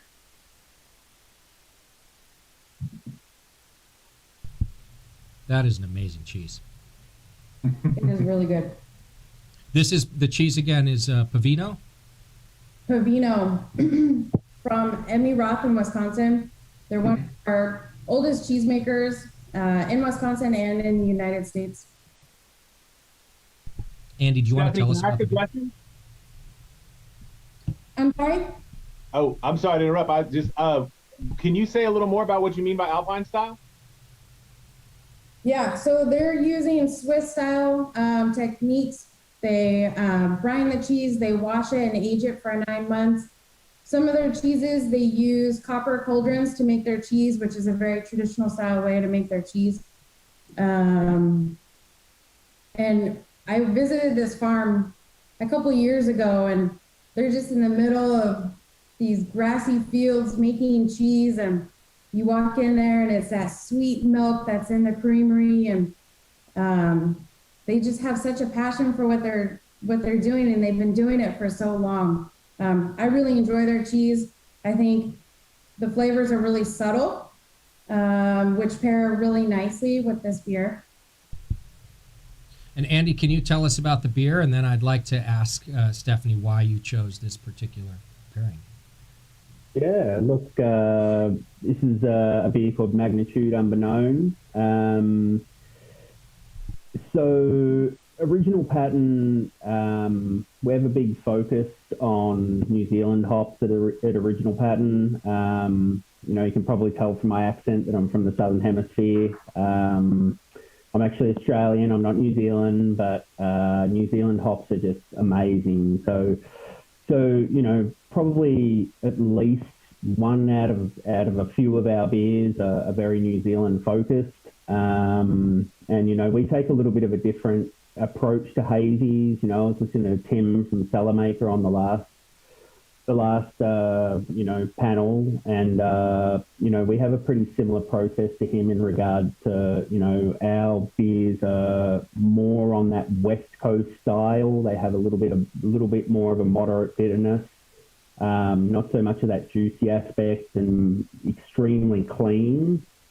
So this one's New Zealand forward. It's Nelson, which everybody knows, everyone's favourite. Another New Zealand hop called Rakow, and Mosaic, everyone's favourite US hop.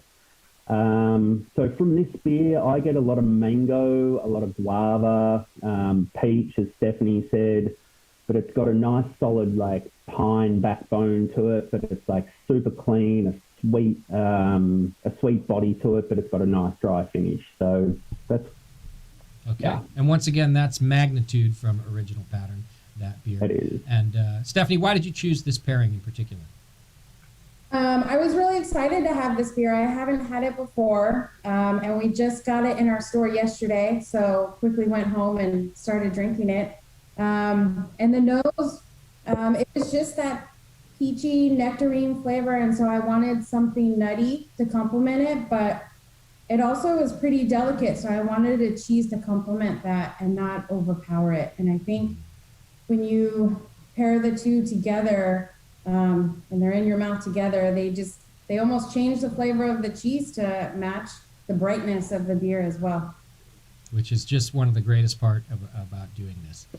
Your cheese professionals at Whole Foods, ladies and gentlemen, I found are just fantastic. If you're looking for a pairing, just go ask, and you'll be delighted with what you find out.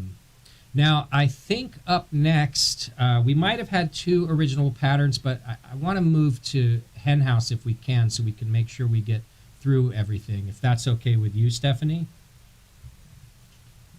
Uh-oh, I believe Stephanie might be frozen. Expression comes onto their face, and we've done our job. Now you're back. Are you there, Stephanie? Yes. Uh-oh. Okay, back in real time. Okay, do you mind if we move on to the Hen House pairing that you brought, the Hen House IPA? Hen House. All right, so Hen House IPA. I chose 18-month Gouda. 18-month is the perfect age for Gouda.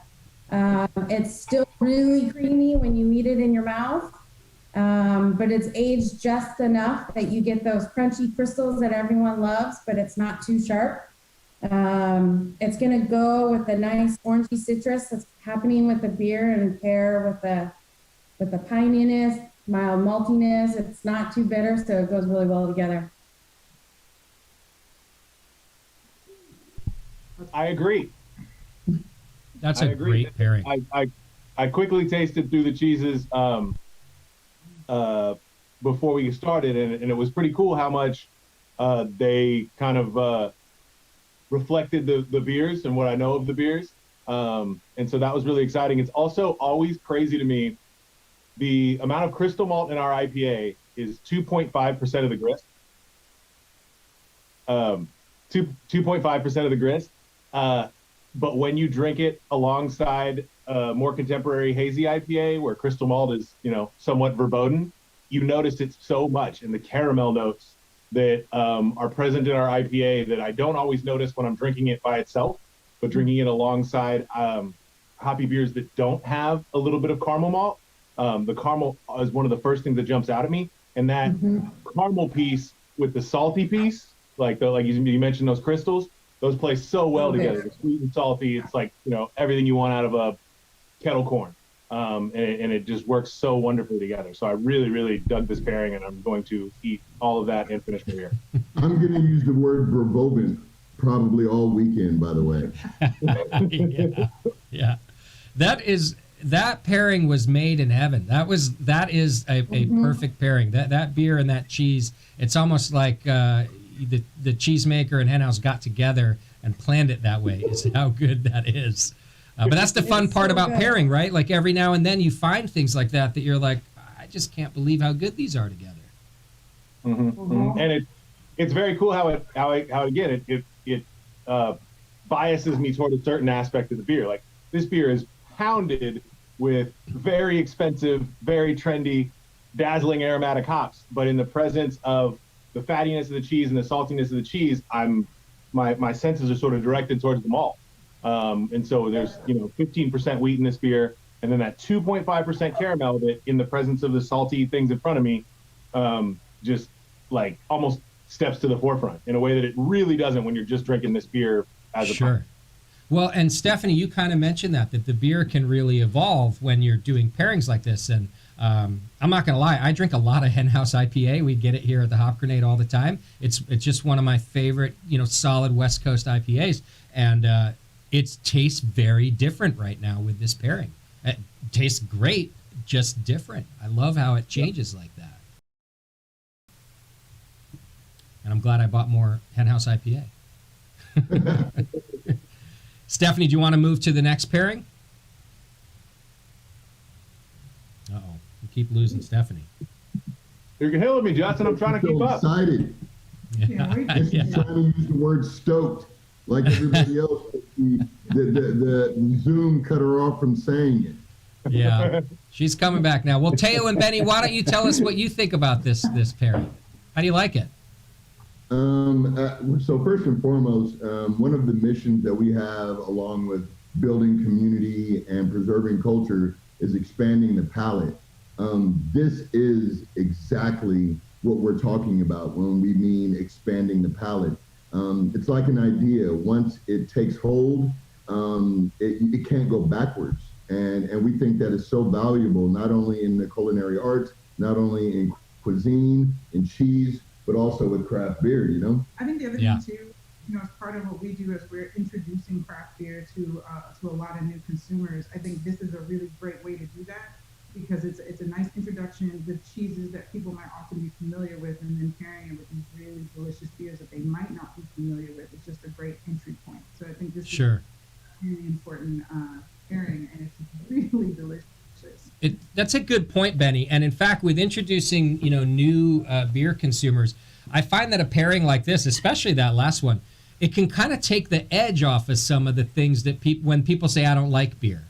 People just make that blanket statement. But if you really got down to it, it's, well, they don't like this maybe sharp bitterness, or they don't like the way this lingers over here. But with a pairing like that, it kind of makes all of that, meld together in a more subtle way. It's a great way to introduce people to craft beer. Yeah. Agreed. I would love to get Stephanie's take on this on this pairing with regards to the cheese that was chosen. I have my own thoughts, but really I'd love to give Stephanie the floor to really expound upon it from the cheese perspective. Well, this Gouda is one of my favorite Goudas just because it's at that perfect age of 18 months. So it's not too sharp. And so it's really approachable. And for people who are not too sure about how they feel about cheese and if they like cheese, it's really creamy. So that's a familiar texture and flavor that average cheese eaters might eat, and then it can take you somewhere else. And that's what I love about cheese. It can transport you to where they made the cheese, and then this beer takes you along with it. And what's transporting me right now is gorgonzola. Yeah, it's so good. This gorgonzola right now that we had the honor of pairing with Urban Queen, which is a phenomenal stout that we brewed. It was a stout that we created an imperial version of our flagship stout, Urban Night, which has smoked malt. It was brewed with chocolate wheat, and we ramped it up, and we were able to collaborate with Red Bay, based out of Oakland. They're a Black-owned coffee roaster out of Oakland, California, and we intended to create something that just unfolded and blossomed, as most people, I think, anticipate imperial stouts with adjuncts would do. The beer unfolds literally as it approaches room temperature, but paired with this cheese, it makes you want to go slap someone. Now, I haven't had the pairing yet, but it's emotional. I don't know how. Put that on our cheese counter. Yeah. And Sayer is motioning the feeling I'm having just by tasting the beer, by the way. I haven't even done the pairing yet. This beer is just stellar. I'm so impressed by how much the presence of the coffee remains. I happen to know the coffee that's used in this, and it's literally the coffee I drink every morning. I live in Oakland.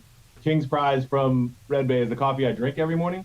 And pouring that beer, it is like, aroma and memory, like they work so well together. Like it's not like, oh, this smells like coffee. It's like, this literally smells like my kitchen in the morning when my alarm clock coffee grinder goes off and starts grinding the King's Prize beans. Like it's the fidelity of the aroma is so dope. I will tell you that was by design. We chose a process of extraction that gave us one of the strongest TDS measures of coffee. It's approximately a 14 TDS, which is pretty difficult to achieve. We were able to partner with an extraction group here in Southern California in Fullerton that allowed us to extract those notes of this Ethiopian coffee, single source coffee, to really maintain all of the notes without compromising it in the blending process. So you're going to get all those notes. And again, I'll pass the mic to Stephanie because I love cheese. I'm going to make the most absurd grilled cheese sandwich tonight. And my girl's probably going to be so upset when I go to sleep because I'm not going to be able to, this is a beer festival. Come on, this is a beer experience. Come on. You're right, man. We will pray for her tonight. Yes, Benny's right too. Stephanie, tell us about the cheese. This is a heavy hitting pairing that I love. Traditionally your cheese pairings go along with your beer. So lighter and crisper the beer, younger and fresher the cheese. And as you get darker the beer, more aged. But this is going against that, and it is a young, creamy blue cheese that is sweet. It pairs so nice with the smoky malt. There's caramel, there's coffee. There's so much to love about this pairing, and I'm very excited about all of them, but I was really excited to finish this way. And I'm glad you brought up even your thought process behind it. I think that's helpful for people that want to do this. You were able to go with a more heavy-handed cheese, not because I would call the beer heavy-handed, but it is an imperial stout. It is bold, and the coffee is bold, and it would otherwise have a lot to compete with. But since they're both bold, they complement. Yep. You know. Yep. Yeah. Absolutely. And this was really fun. I liked going against the norm for this. And I really enjoy this beer. Yeah. Enjoying this beer. Hey, Justin, one more thing I wanted to say. Sure. Andy, I had an opportunity to meet him at the CCBA in Long Beach a while ago. Sayer and Colin at the Hen House, absolutely incredible. We are sharing the company of some really profound brewing companies that I think are choosing to expand the palate of the people. And Stephanie, by introducing these cheeses, I think allows us an opportunity to grow and share our community in a way that people I don't think have ever really considered. So thank you, Justin, for putting this together and including us, man. Thank you, guys. You're so welcome, and y'all keep touching on the exact points that I was hoping you would. One of the reasons we're doing this tonight is about community and the way this beer industry helps each other out. All the time. It's always been that way throughout my career, and it's been even more so, during the pandemic. Brewers are getting together and are helping each other out, and so we're all here to keep elevating beer. And I don't know, y'all just make my job super easy when you keep producing this great beer, and Stephanie comes along with a grand slam of cheese pairings. This is an ideal night for me. So thanks for being a part of this. Stephanie, thanks for putting this together from Whole Foods out there. Oh, frozen right at the perfect time. The perfect time. Ah, there she is. Yeah. There you go. You're good at getting back on air though, Stephanie. I was just thanking you for putting this together. Thank you so much. It's been a pleasure meeting all of you, and I really enjoyed getting to know your beers and being able to share something that I love so much, which is cheese, and celebrating the cheesemakers behind it, and pairing with you guys and celebrating you guys for California Beer Week. And so thank you so much for including me and Whole Foods in there. You got it. Well, cheers to each and every one of you. I wish we had even more time. I know we could all keep doing this all night.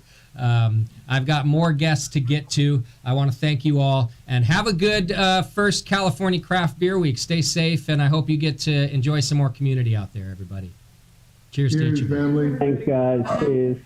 Thank you.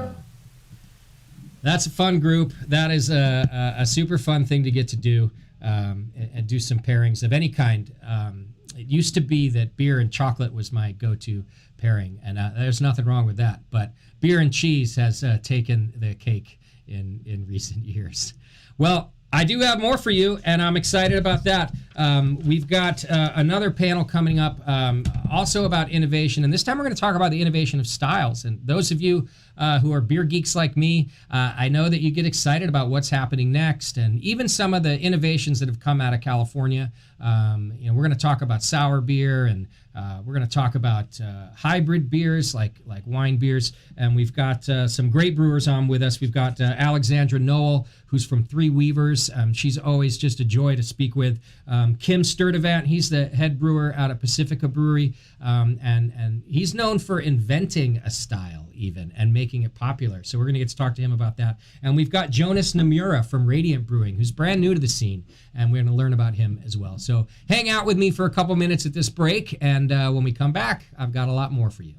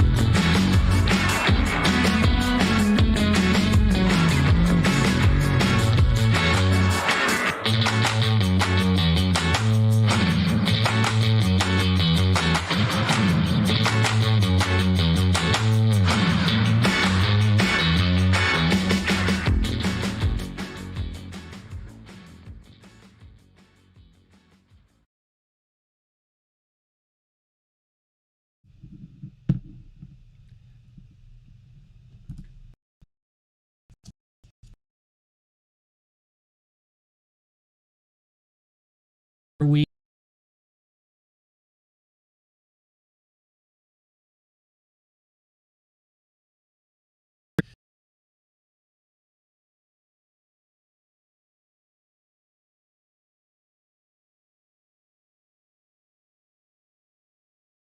this pandemic, and we're all really thankful on behalf of of every brewer, because I know how thankful they are. I'm thanking you out there, you viewers, you consumers, you fans of craft beer. Thanks for being here.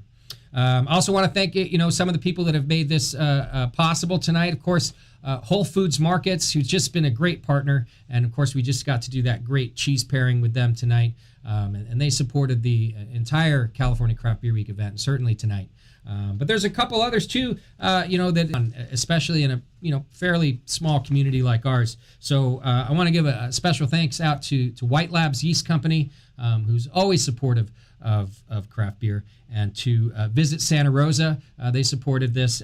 Barrett and Co., Whale Pod, and The Printed Image all participated to make this happen for us tonight. So thanks very much to them. So my next guests are here to talk about style innovation, which California is no stranger to. We've been a leader out here in all kinds of things craft beer. And while we're not the only ones, we certainly have a lot to be proud of. And so do my three next guests and their achievements and what they've done. So let me bring those folks in so that we can get right to it, our style innovation. Welcome. I'll introduce each one of you so our audience knows who we're talking to. Joining us today, someone who I have known and admired for a very long time. Her beers are always breathtaking. Alexandra Knoll from Three Weavers. Thanks for being here, Alex. Hi, Justin. Nice medal win at GABF this year, Alex. Thanks, Justin. We've been throwing that beer at the wall in the U.S. competitions for so many years. Our ESB, by the way. And finally, Deep Roots got a gold medal. We love that beer so much, and that was just a really nice, cap onto 2020. Heck yeah, and let's face it, we all needed a little nice cap onto 2020. Yeah, we sure did. Also joining us, and he's now at Pacifica Brewery, but Kim's been around. He's been producing some award-winning beers for a few different breweries over the years. Kim Sturdivant, the head brewer at Pacifica. Welcome, Kim. Hey, thanks for having me. It's great to have you. Great to see you. We're going to get to talk about a style that you're known to have invented tonight, which I think is a cool thing. Kim, not a lot of brewers get to say they invented a style, man. Yeah, that's true. I guess I got to say that. Like, I don't know what your beer resume says, like when you apply for brewery gigs, but somewhere on it, I would just put, I invented a style. Like as part of your qualification. It does. I do point that out. Good. As I think the bio for this panel, I pretty much I wrote, kind of like what I would in any bio. But yeah, I point that out. And the people at Pacifica had never heard of a brewed IPA before. They just liked me when they met me. So that's how I got that gig. It didn't do me any good for this one. Right. They're like, cool, whatever that was. Yep. Well, we will talk about brewed IPA in just a moment. But also joining us tonight is Jonas Namura. He's from Radiant Brewing. And I just met Jonas and found out, Jonas, you just opened your brewery in September of the awful year. I mean, last year. Well, so we started working in September. We technically got our California permit on New Year's Eve of 2020. And we've been producing beer here now for about a month and a half. We actually just opened up our patio to on-premise consumption tonight. So yeah. Oh wow! Congratulations. Thank you. That's awesome. That's got to be a good feeling. I bet. Is. A little bit stressful, but good. Oh, I'm sure it is. In fact, I just want to say thank you for taking the time to be here. I'd probably be a basket case, so it's good. He's taking a break. This is his break right now. Right. Yeah. One more of these, yeah. So he has the screen up behind him. So. Well, and isn't that as a picture of your patio? It is a picture of a patio. Yes. It's gorgeous. I hope it works to bring even more people out. Yeah. Thank you. So, we're here to talk about innovations and styles, that have come out of California. And it's a broad topic. We can talk about things that we're a fan of. We can, of course, I'm going to ask you, toward the end, what we think is coming next, or if you have any favorites and things like that. But why don't we start with Kim and a style that he invented? Because I think that's just an excellent starting point that beer styles can even still be invented after all this time. And so Kim's known to have invented what is called the Brut IPA. And Kim, why don't you just go ahead and describe what that style is, and how you got to that. Yeah. So basically, it was an IPA that was designed to be as dry as possible, and in my idea was like as pale as possible. I just wanted to look like champagne, but have a big hop expression. So that was the concept, which was inspired by using an enzyme in the brewing process to make all the sugars fully fermentable. And that was a trick I got from Tim at Cellar Maker. He was making big like quadruple IPAs and big imperial stouts and stuff with it. So kind of, I was using it at my triple IPA because I thought that was a great approach to get that style to finish as dry as possible, because they always come across as so sweet. And after doing that a few times, I thought that it would make sense. It would be fun, to kind of make an IPA with the intention of it being as dry as possible, but then kind of constructing all the other elements around it to like really try and make this if I can make this paler than a Pilsner, that's good. If I can get the hops to just like really pop like fruity champagne and even like grassiness and just cool character, popping out of the glass, and keep it all nice and balanced, I could make a super refreshing, IPA that was a little bit different than everything else on the market. So just started playing with it. It's a great description because, styles don't just happen by accident, especially the ones that take off, right? It's easy for, haters to kind of say like, oh, hazy IPA, it's just easy this, or it's the, when we did the IPA panel, they said it can be accused of being like the lazy brewer's beer. But that's really not true. When you listen to Kim describe and think about how he thought about it as a whole, how when his goal was to dry out this IPA, he thought of every single aspect, not just introducing a champagne yeast, but all of the other ingredients that would contribute to this goal of a dry IPA. And Alex, maybe you can take over here. Like, that's how innovation and styles happen and become popular. You guys throw things at the wall all the time, but the ones that succeed are this sort of complete picture, right? Absolutely. And I've brewed several brewed IPAs. I remember I was in Australia texting Kim with these brewers like, how do we, let's talk about this. And Nice. and I think the art is in the challenge of something new. There's a lot of unknowns to it, and then it's subject to the brewer's interpretation, right? Like, Kim had this really beautiful idea of where to take this style, and I think our gift as brewers is to then take it that next step, and yeah, that's really the birth of all innovation and this Sure. beautiful product we call beer. Does some innovation happen sort of accidentally as you're just tweaking other styles, but then you find something either that's crazy interesting to you and you just want to keep following that, or that just sends you down a new path? I don't know. I think for me, it's always been a little bit more deliberate. I'm very ingredient focused when it comes to innovation. It's more just like I want to learn what a new ingredient can express and in how many different forms. And that's typically what takes me down the path of innovation. Okay. But that's me personally as brewer. Yeah. Not necessarily the happy accidents, right? Sure. Yeah. How many of us would admit to happy accidents in our operations? So brewers tell me everything off air. I know about so many happy accidents. It's crazy. But as a respected journalist, not really. I have to keep all of that off the record. Jonas, what about you? As a new brewer, do you come into the scene knowing that you're going to make some traditional beers and stick to what works, or do you get excited about this? Consumers are more experimental now than ever. Is that part of what interested you in becoming a professional brewer? I mean, absolutely. And to be clear, Radiant Beer Company is brand new, but myself and our other operating partners, we've been in the industry for a number of years. We worked together at the brewery in Placentia I think we overlapped there for about 6 years. I was there for just shy of 10.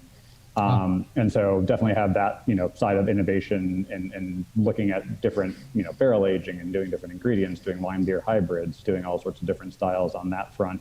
But with Radiant Beer, we definitely wanted to have a good mix of both those, very traditional styles, doing, going back to lagers and just doing some nice IPAs, both within hazy and in clear IPAs. But I think that's part of the fun of innovation also, is that sometimes just going back to traditional styles can be very innovative. Sierra Nevada Pale Ale was very innovative when it came about. Yeah, of course. And so, but yeah, I mean, I think that our head brewer Andrew Bell, he was the director of innovation at the brewery for a number of years, and so we're definitely going to be pushing the boundaries as well on what those styles look like. So we all know that the latest trend, and it's been going on for a while, is the I always call it like the "what have you done for me lately" trend, which is that everybody just wants the newest beer, right? And not so long ago, like the regular beers on tap started going away, and it's just what's next, what's new. Is that, do you think, what drives you brewers to innovate, the demand for something new all the time? Alex, what do you think? There's got to be a balance struck between what we want to do as a brewer and what our customer wants to see when they come into our tap rooms. We use our tap room, which just recently reopened, as sort of our seat of innovation for Three Weavers as a brand. We've got to balance it out, right? We know how to make beer. We love to drink beer. It's the beauty of having your own brewery is you can make what you want to drink. But then you also need to get weird with it because, you have those consumers that are always seeking out something new or something different. They may not want a second. Right. So you can't hang your hat on these really funky styles, right? They're going to come back to your flagship IPA most likely after one or two. But yeah, I guess really the bottom line is there's definitely a balance to be struck between what we want to do as brewers, where it doesn't necessarily coincide with what a consumer is looking for or considers exciting. And what about you, Kim? How do you approach experimentation? Looking through your bio, and I know all the breweries that I've had your beers at every single brewery that I know of that you've worked at. Most on the smaller scale, so I think you do get to experiment more. You take me as the kind of brewer who's like, well, this is what I'm going to do today because it's what I'm interested in. Tell me about your approach to new beers and innovation. I hope I think that's a good way to be looked at. I like to, it's like what Alex said, just now, almost 100%, yes. But at the same time, my approach is more I want to make a Pilsner, but rather than try and construct a flagship Pilsner at a place like Pacifica, I'm going to rotate it all the time because I got this little 10-barrel system and it's sized out to our pub really nice. And we have just enough extra beer to then package and give to our market, and it disappears really fast. So it's kind of depends what your situation is. When I was at Social Kitchen, the Pilsner I made, I was trying to keep it really consistent so our distributor could just keep moving it. Because if we could move one beer like that, then I could keep brewing Pilsner, and all I wanted to do is brew Pilsner. So nice. So at the moment, what I'm trying to do is make beers that I want to drink, but also kind of beers that I know are going to move in the market, and especially in a time like COVID and at certain points, we're 100% reliant on our distributors to push some cans out the door and go to the bottle shop down the street and hope those guys are moving the cans and so right now I'm hazy IPA, let's go, and then let's do it. Yeah, finding fun ways to sneak things in. So I've been doing cream ale with lemon zest, nitrogenated, and it's a fluffy lemonade beer that for me is I don't want to make just a fruited sour thing or a smoothie sour. I want to make something that I also want to drink and try and make a proper beer that drinks like a proper beer but tastes like beer flavored beer. Totally. So my approach is beer flavored beer that still has a little twist to it to kind of lure in the customer. Yeah. And keep people excited. And that's just the thing I'm exploring right now, So it's fun. It's great. I love it. There should be a conversation, going back and forth. So lemon cream ale sounds really good. Doesn't it? It sounds great. When the beer stops being fun, you should probably find something else to do with your time, right? Yeah. I live in San Francisco. I could just quit and take one of those boot camp training classes or something to be a tech bro. Yeah. Alex, it's not just great advice for brewing. It's great advice for everybody. Yeah. Try to have fun in your job and in your life, or, maybe it's time to move along. Yeah. It kind of, it shows up in your work, and that's brewers included. So there are a lot of different styles. I'm not a fan of all of them. Nobody is, I guess. And there's definitely a new guard of beer fans. You mentioned some of those beers, Kim. The fruited kettle sour with lactose. It's not my style, but I'm not poo-pooing that at all. And I'll tell you, the customers who come through the Hop Grenade, they really like it. And I try it. I try it for them. I do this for you, so that I know what is coming in and out of my place. And I will say this, even though they're not my favorites for the palate, they're so unique and so interesting, and not anything I would have expected when I started my career in beer. Are you guys surprised sometimes at some of the concoctions? I don't even know what to call some of them that are coming out. Stuff that to me is unexpected. What do you think, Jonas? At this point, no, nothing really surprises me. Right? I think that if you asked me that 10 years ago, 15 years ago, and I was just getting into beer, yeah, I probably would be pretty shocked that people are putting, donuts into the mash and, adding just insane amounts of lactose and puree to, these beers. But I think that's, part of the fun of style innovation is that sometimes you take something a little bit too far and you sort of go to this, real extreme. And a lot of times those drinkers who are into that will follow you and keep pushing for that extreme. And then over a couple of years, it'll circle back to being something a little bit more, approachable and a little bit more normal, quote unquote. Sounds like life. You kind of have to go to the extreme before we figure out, whoa, settle down. This is my sweet spot right here. I just think I think about IPAs and how, for, the mid 2000s, it was all about just how bitter you can get it, how many IBUs you can have, and, just tongue scraping. And we've moved away from that. And I think it's both from brewers and just drinkers, your tastes start changing. And now you look at an IPA that has almost no bitterness and, there's just tons of hop aroma and flavor. So, yeah. Yeah. Yeah. The styles have changed so much, and the way that the consumers drink them. Alex, it's a tough question, I think, to ask, what's next? What do you think is next? If you have an answer to that, I'm happy to hear it. But I'll give you an out because it's such a tough one. What are you excited about right now? What kind of things are you experimenting with that you think maybe are next for you? I'm always really interested in new hop innovation. I'm pretty hop obsessed in terms of the supply chain. So it's always looking at what's going on in sort of new American aroma. What's been going with the Neo Mexicanus being bred into a lot of these proprietary American hop varieties, and seeing these aromas and flavors that have never really been expressed naturally through the hop, which is still not really a departure from what I'm purist. Okay. I'm a purist as a brewer most of the time, but so it allows me I get really excited about hop innovation and also what's happening in public hop innovation in itself. I think that we will come back to the traditional styles. You kind of have to. The brewers appreciate it. Drinkers still appreciate it. You cannot max yourself out on smoothie sours all the time. Like I said, you may have one, but you're going to go back to a Pilsner. And I want people like Kim stoked on making Pilsner all the time.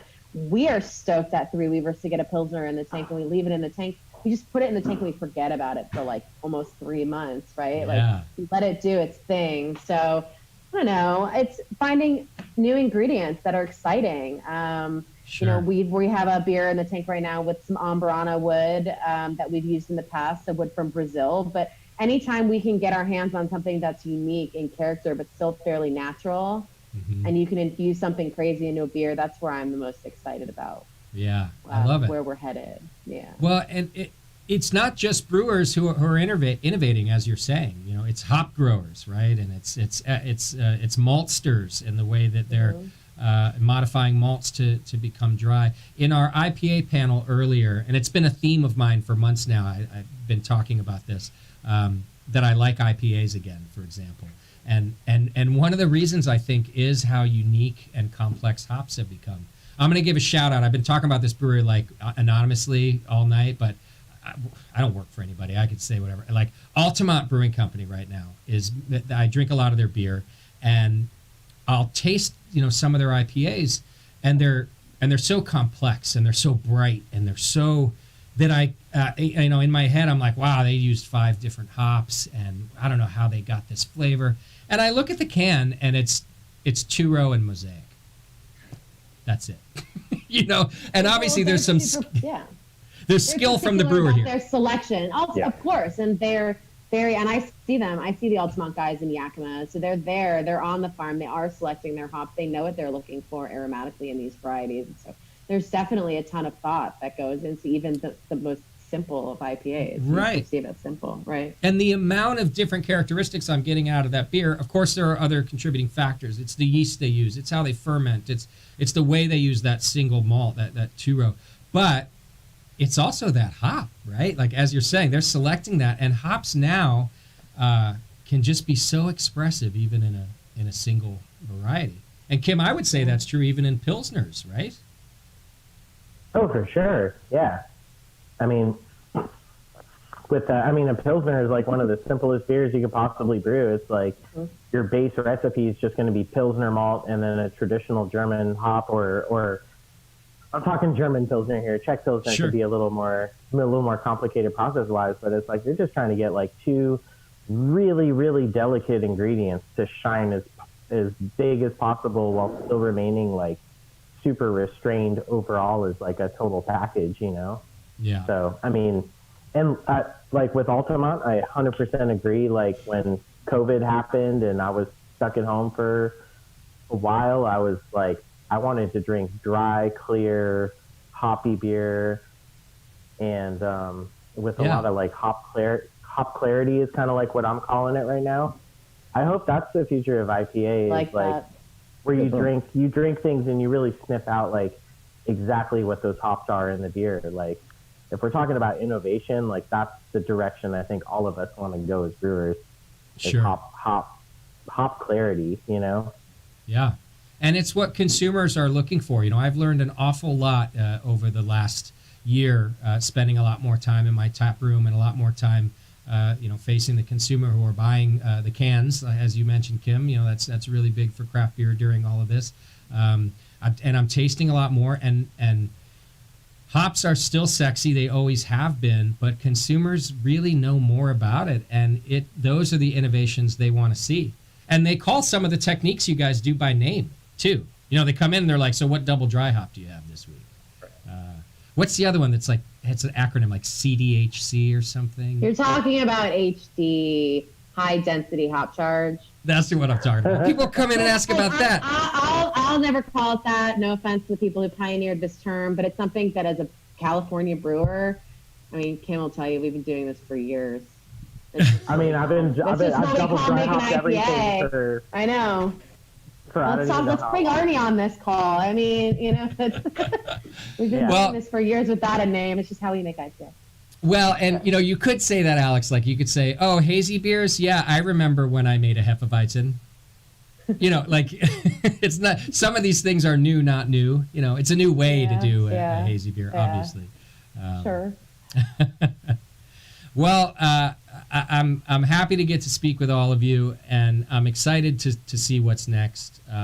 I think that all brewers will be happy about my prediction for what it might not be like the next super big thing, but we're already seeing it.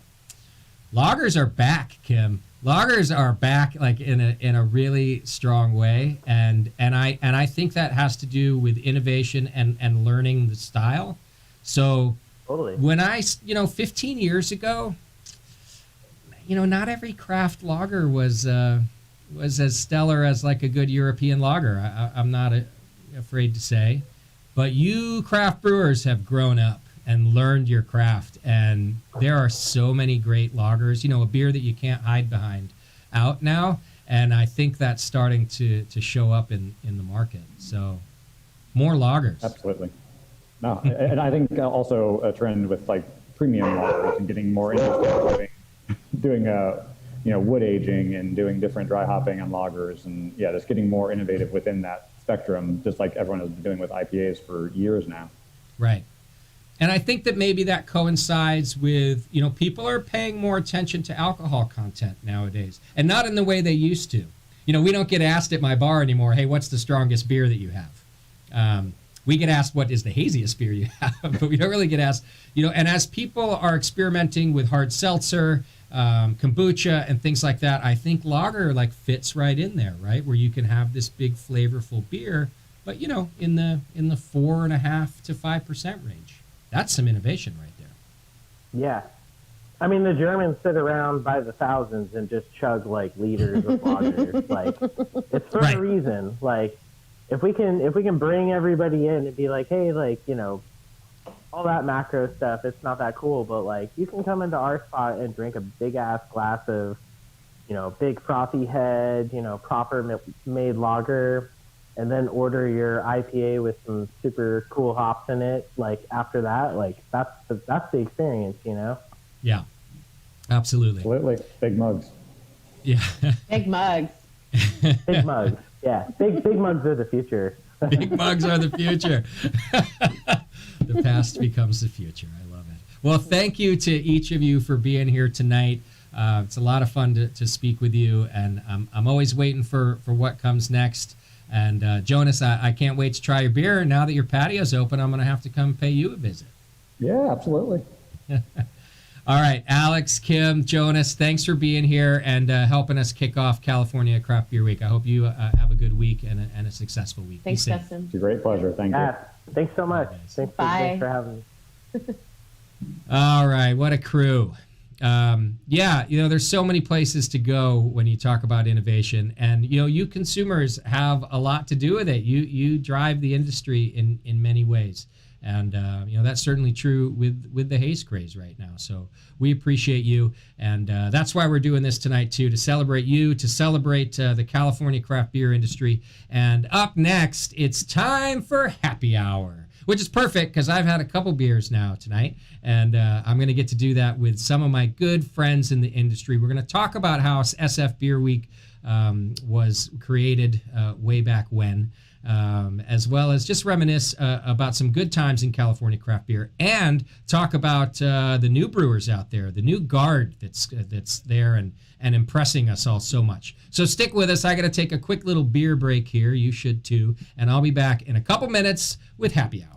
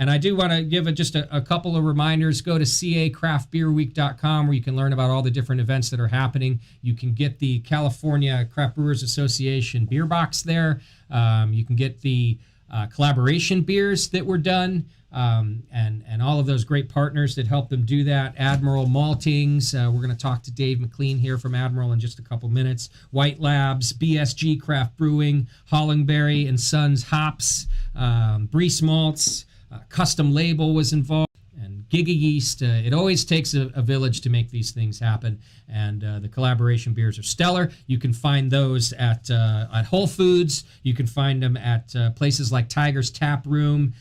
You can find them at The Rake, which is Admiral Malting's tasting room. And I'm not sure if I have them in stock yet at the Hop Grenade, but I know that we're working on it. So, yeah, and it's just a great way to support this event and the brewers. Another great way to support, if you go to cacraftbeer.com, there's a link there you can click on for Zen and the Art of Beer, and it's a fundraiser for small businesses and small breweries, and a lot of the guilds participated. There's a battle of the guilds going on, and you can go participate in that. You can post content, and your content helps and your donations help. Go give it a look. It's Zen and the Art of Beer, and you love this industry as much as I do, and it's just a great way that you can help out. All right, let's get to what I'm just calling happy hour. It's the end of a great night, and it's what we're about to do now is what we would do at the opening gala of SF Beer Week each and every year. Hell, we did it even before there was a gala, and we thought we should do it this year too. And so this is my happy hour with my friends Sean O'Sullivan from the 21st Amendment. Welcome, Sully. It's great to be here, man. This is awesome. Last session, you've done a great job, by the way, and it's good to be here with my friends Jay and Dave. And and even me. Yeah, and even you, my friend. Dave McLean is here. Dave, welcome from Admiral Maltings. Good to see you. Thank you. Thanks for having me. And Jay Brooks, beer writer extraordinaire, co-founder, along with these other two gentlemen of SF Beer Week. Welcome, Jay. Thanks. Great to be here again. As always. I wish I could see everybody in person, but this is the next best thing. You know, I was saying to some folks the other day, talking about this night, and one of the things I like about it is no, we don't get to see each other and hang out like this in person, but at least I get to see your smiles. Like this zoomed-in video thing, because when we do see each other in person, we're 6 feet apart with masks on. Exactly. I never thought I'd say that, but I'm really happy to see your mouths. You like my mouth, don't you? I miss your mouth. Have you seen those masks where you take a photo of yourself? Oh yeah. Oh, they're creepy looking, actually. I don't like those. I don't like. Oh, I'm with you. I haven't seen those, but yeah, I don't like any designs of any kind on them. If it's like a little logo on the side, but whatever they put the smiles or the whatever, it freaks me out. I've got a few of those. They're pretty creepy. They're creepy. Jay, what's in your glass? I've got some Pliny Elder. Nice. Left over from a couple hours ago. Okay. Yeah, younger, by the way? I have some younger, but I'm not drinking it right now. Oh, I'll be look able at to you. share it, so I gotta wait a little bit. Don't give out your address. Tonight. All right, well, come on by. Dave, what are you drinking? I've got a blind pig. That's a good beer. Which is delicious. Did Vinny send you like money? Dudes, what's going on here, man? No, beer. Okay. Well, I'll tell you what I'm having. I actually had a glass of Sancerre earlier, but now because I'm brand specific, I'm having a glass of El Sully. I can't really. So El Sully's one of my favorite 2-1A beers. Always. Thank you for saying that out loud. It really is. It's such a great beer. Yeah. So, did you pay him to say that? Well, maybe, and we are a sponsor of the show, so that conceivably could be the case, but it's probably not. I'm on retainer for Sully, basically. Nice. Yeah. I'm pretty sure that even if Sully stops sponsoring the show, I'm just on retainer for life. That's what happens. I'm on retainer. You made a deal with the devil? Pretty much, yeah. So I wanted to reminisce a little bit, and of course bring us up to the present too, because boy has a lot changed in this industry. And Jay, we got to talk about it just for very briefly, in the beginning. But SF Beer Week was born out of an idea to bring more events to kind of a slow time in the hospitality industry, not just beer, right? Not just events, but attention. I mean, we really wanted to, bring a focus to the fact that the beer culture and the community in San Francisco is so good and throughout the Bay Area. I remember sitting at Magnolia with you, Dave, and Sean, and talking about, we'd all gotten back from Philly and Philly Beer Week, and we went, we could do this here, and we should do this here. And, that was the seed. And, I hate to give Philly too much credit, but...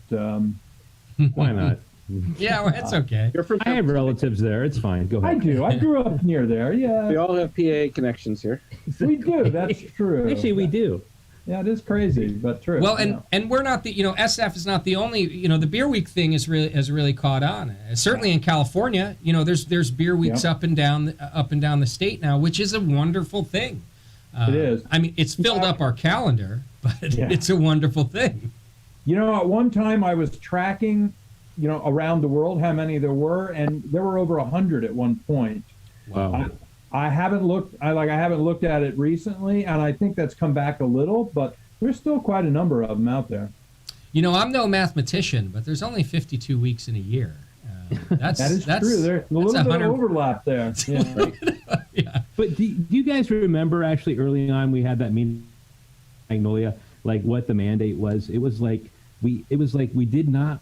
I mean, basically, it was we did not want to do a pint night. It was all about education. Yep. It was about like the exploration of beer and food and styles and but because we had seen that before with other beer weeks where it was just like almost like show up and it was like get a beer and a pint glass, and we were like we fought against that. And actually, I think that was actually to me that was the center of the whole thing. Was like we need to do this and not that. Yeah. What a great. I'm glad you're pointing that out, because that's what's happened with SF Beer Week with a lot of them. In fact, as a venue now, as a place who has to create events, we now rack our brain each year because that ethos has really been built into us too, and we want to do something new and different.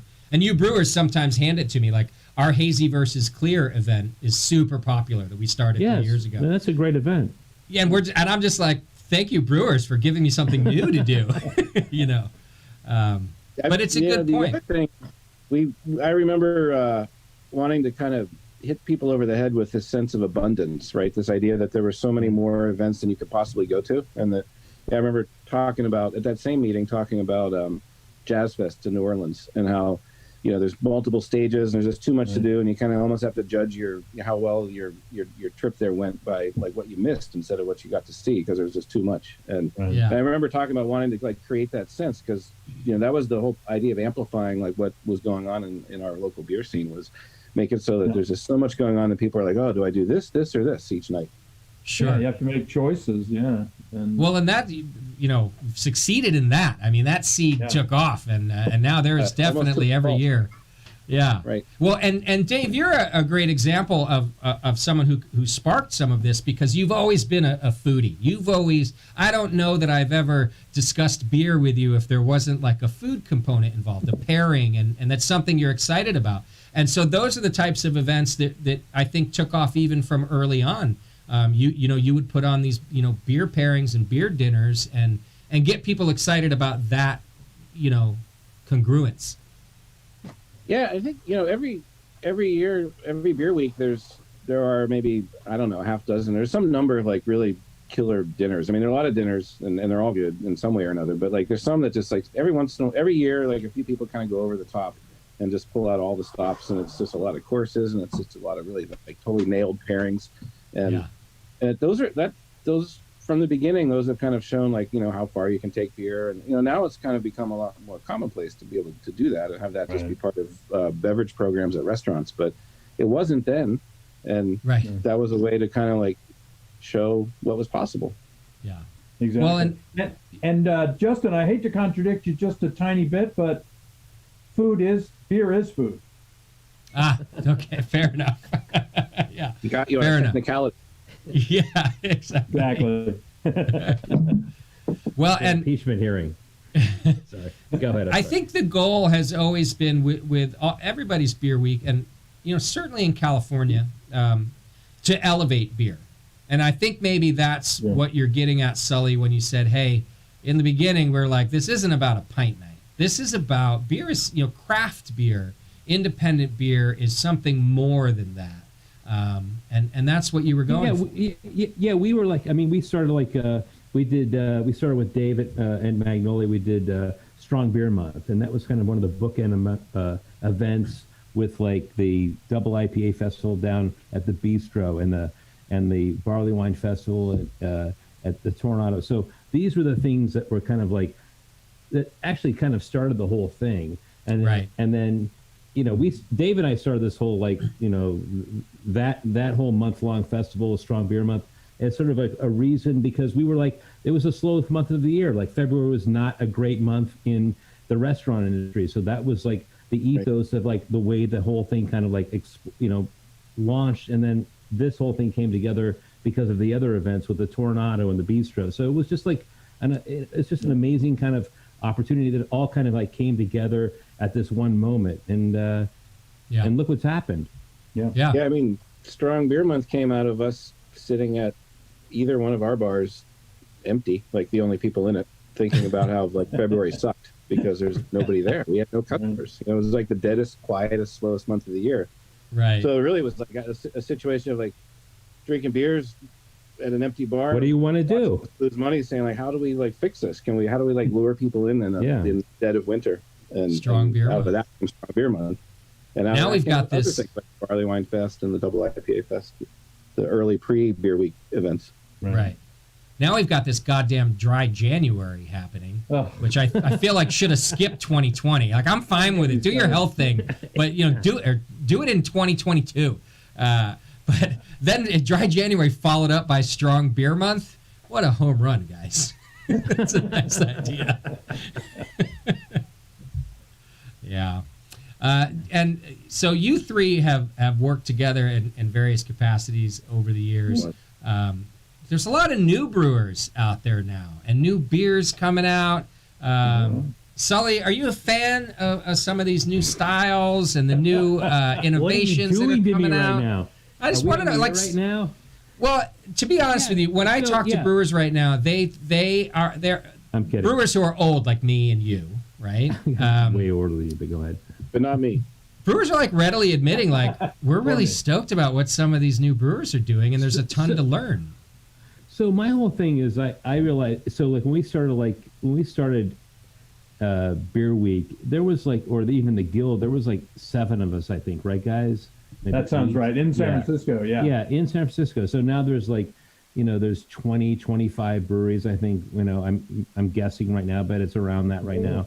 But to me, it's like, you have to accept change. And if you're not willing to do that, then you're just going to fall off the map. I mean, I went to like Anchor Brewing Company, and they changed their label. And I don't know if you saw that recently. And to me, it's like, yeah, and the beer is amazing, and I had not had it in a while. But a lot of people put that down, and they're like, I can't believe they're changing the label. But I actually challenged them, and it's like, why not? I mean, when was the last time you had an Anchor Steam? And so, and I had it. I was out there with Brendan Doble and Pete Schlossberg, when they launched that. They were actually selling that beer for $1.25 a 6-pack, right. For that one weekend. But, you have to accept change. And if you don't do it, then you are just like when this whole industry started back in the day, when Sierra Nevada made pale ale, and it was like innovative, and it turned the world upside down in terms of, beer, because you never had that style before, or that, hop forward, higher alcohol. And I feel like you have to accept change. If you don't, then you should just, ride out in the sunset. You have to accept innovation. Yeah. Yeah. Yeah. Right. No, it does not. No, it's insane. Yes, exactly. Yeah. I mean, I've learned a lot. I mean, I think any brewer that's been doing this for a long time realizes that, you have an opportunity to realize, like, what's going on with hopping? How are you doing it? What's going on? It's just like, it's an opportunity to like innovate. And we innovated when we first started. And so as Dave is a brewer and myself, I mean, we had to do new things in different ways, and you have to accept change. Otherwise, you're not going to make it. And it's more fun too.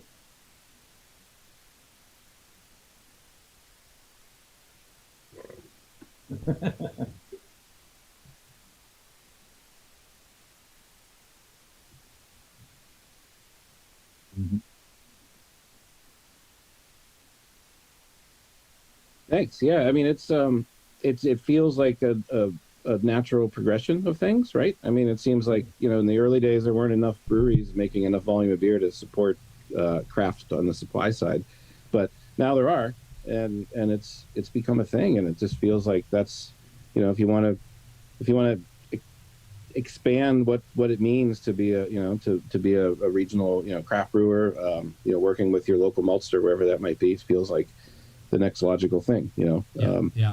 We just had the craft MaltCon just ended tonight. It flowed from 3 days of craft malt conference into the kickoff of Beer Week here, but nice. But it ended tonight with Malt Cup, and Malt Cup.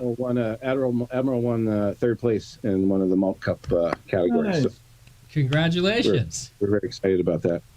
I mean, you should be proud of your malt. Everybody loves it. You guys just do a stellar job there. And then it's good malt. Since we're focusing on innovation all night, like, how innovative is it to open a maltery and put a tap room out front of it, where you can see the malting happen through the window and taste a bunch of different craft beers from different craft brewers brewed with the stuff sitting behind you? That's innovation there. Look at you, Dave. Still going. Look at you, sir. You can teach an old dog new tricks. You can. You're proof. See? That's as passionate as Dave gets. Yes, I am passionate. Yeah. So you know what's so great about this? I have not seen these guys, and you even too, Justin, in person in so long. So this is the best. Next best. Is anybody watching right now? Because I just want to talk to these guys. It doesn't matter. The whole idea was for us to hang out, and if people want to hang out with us, we just thought happy hour would be a good way to do this. Let me get a couple thank yous in case we just completely hang out with ourselves and ignore the audience. Well, the first thing I want to do, and it's actually really part of this discussion, is I want to thank each and every one of you who did watch tonight and you supporters of craft beer. Craft beer is such a unique industry in that it has fans, which is just amazing. It has beer fans, it has ingredient fans, it has hops fans. Just people like you out there who really support this industry. And it's actually why the beer weeks are successful. Tonight we're talking about how they were started and why we love them, but they're really successful because of you. And I don't mind taking a minute to say, so many brewers, tap rooms, and even restaurants have you to thank for getting us through what's been an extremely difficult year for everybody, yourselves included there at home. And the outpouring of support that you do with your voices and you do with your dollars, buying cans of beer to go, buying food to go. The hospitality industry, it's no secret, is in real trouble, and you guys have really stepped up as consumers and fans of this industry, and I'd be remiss if I didn't spend this moment to thank you. I've talked to brewers, all kinds of brewers throughout this, and every one of them is still upbeat and positive, and that is it's really in response to how you've kept supporting everybody. And so that's also why we're doing this California Craft Beer Week, so that we can celebrate the industry, celebrate you, celebrate where we've come from, and celebrate where we're going, because nobody here thinks we're going anywhere but forward. And that's why we wanted to do this. Couple quick sponsor thank yous. Whole Foods Markets, just a big part of making this happen tonight. and making Beer Week happen. And everybody who participated in the Beer Week collaboration beers, which you can go to cacraftbeerweek.com and get all the information you need about the collaboration beers and where to find them. A big thanks to Admiral Maltings, Dave, for contributing to those collaboration beers. White Labs, Giga Yeast was involved there, BSG Craft Brewing, Breeze Malts, Custom Label, Barrett Co., Hollingberry and Sons Hops, Visit Santa 21st Rosa. Amendment. Just trying to break it up, that's all. 21st Amendment. Yes. So yeah, just every single one of you, sponsors, viewers, participants. We can't do this without you. Absolutely. So there. Now I think we can mess everything up from here, Sully. Exactly, and we should do that. Start now? Hey, Justin, I just want to say, Justin, I mean, you are the pointy end of the spear in this whole thing. I mean, you've been doing these Zoom things right now. I mean, but the Brewing Network, honestly, has been you've just been amazing in terms of like putting us all together and actually holding it in terms of from a online perspective and all that. So I want to thank you so much for doing that. It's just been a phenomenal. I know you have your own challenges with running the hop grenade and all this. So I want to cheers to you, my friend, because I know you have your own challenges and you're a good man, and cheers to you. I appreciate that. Thank you very much. It's my job. I appreciate it. And if Roger were here, he would just say Triple Rock over and over again. Yeah, Triple Rock, exactly. Triple Rock, Yeah. I love this industry. The people I've met, it's done a lot for me. So yeah, I get excited when I get to be the cheerleader. As soon as I go off air, I'm a miserable shit. So yeah, it's I know nice you are, to. But right now, that's why I'm complimenting you right now, because I know you're going to get off the air like I'm going to kick my dog and Yeah, I'm gonna like throw something across the room. Exactly. Sully knows the real me. Yeah, but you know, you're really turning on well for the show, though. Thank you, Dave. Yeah, I've been training for a while. Yeah. It is. It's a switch. Oh yeah, believe me.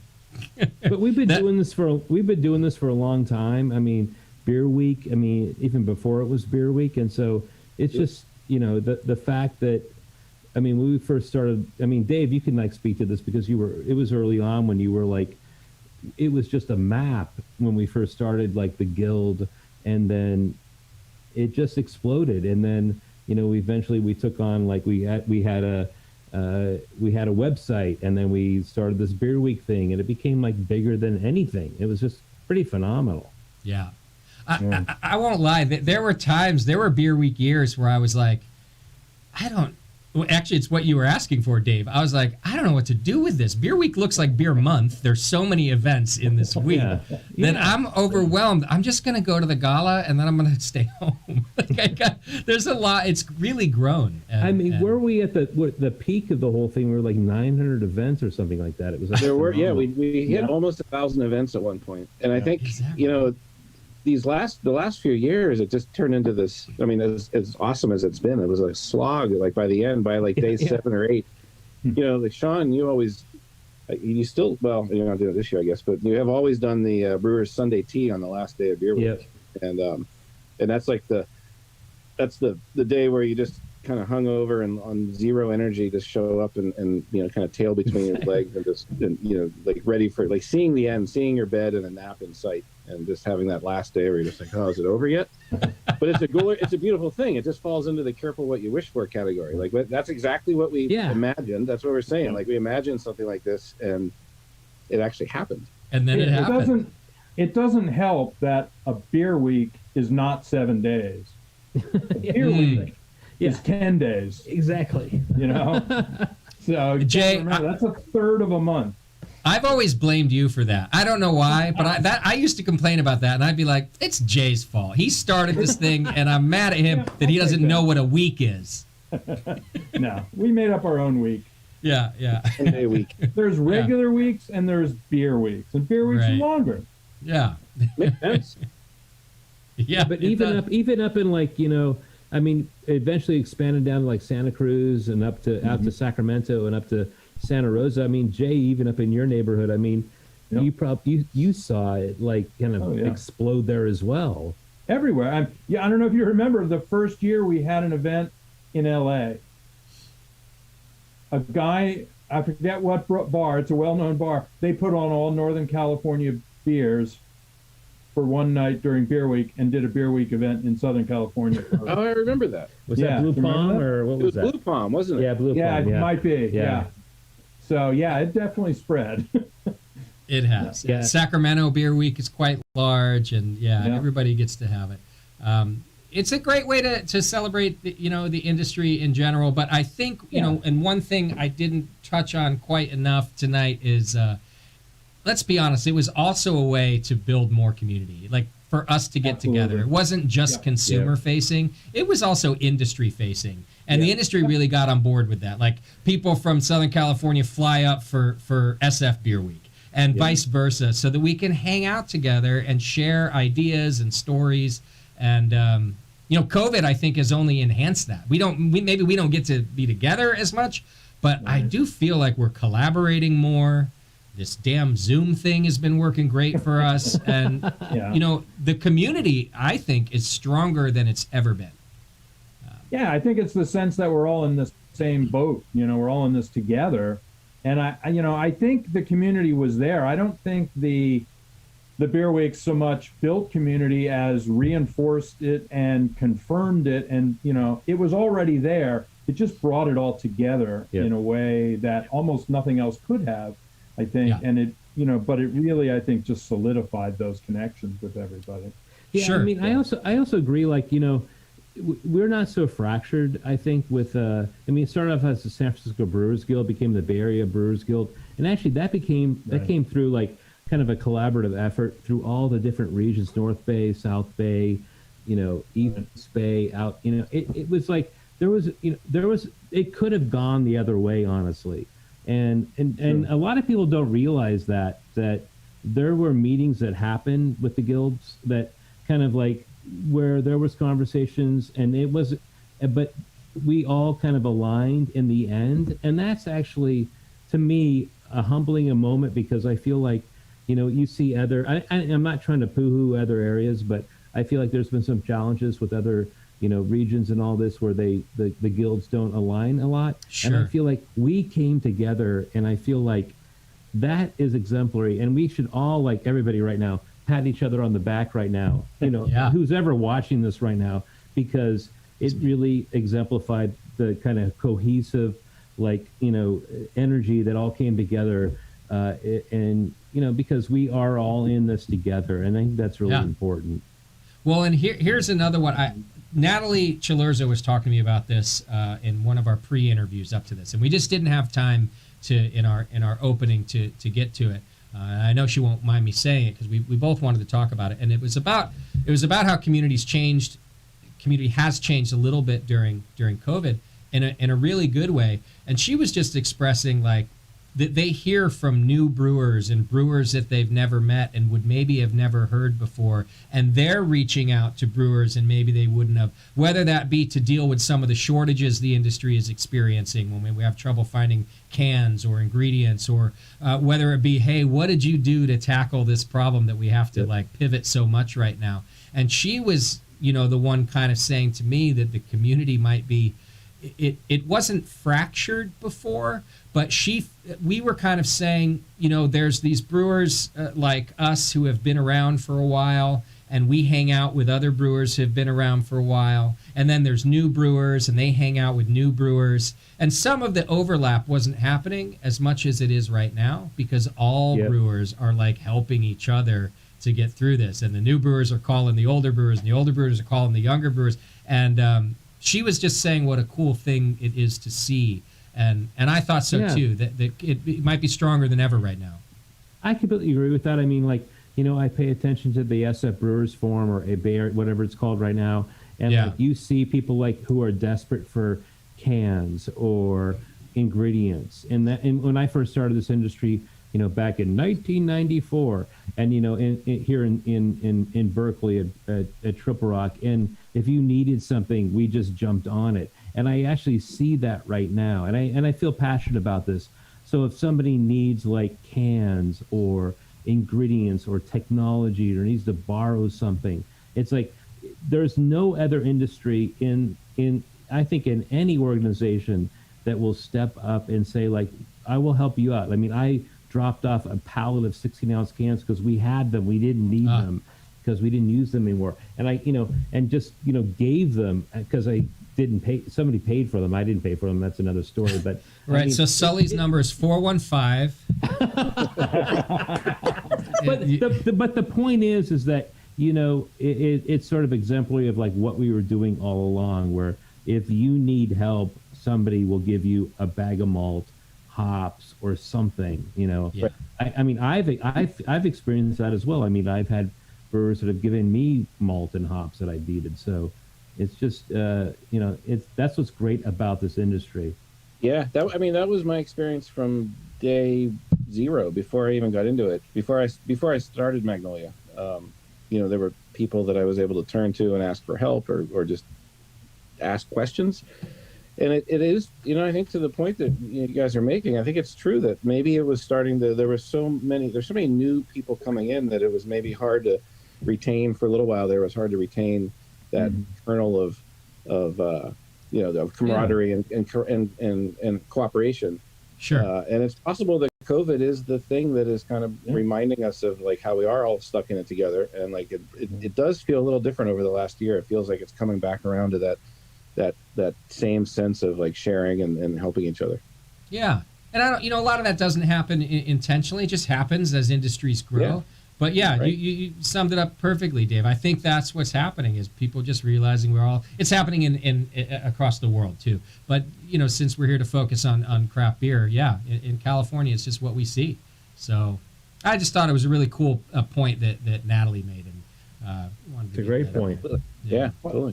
Well, I guess one of the silver linings in COVID is, in a way, it kind of everybody sort of paused because all the old timers, we all knew each other because it was kind of a slow growth.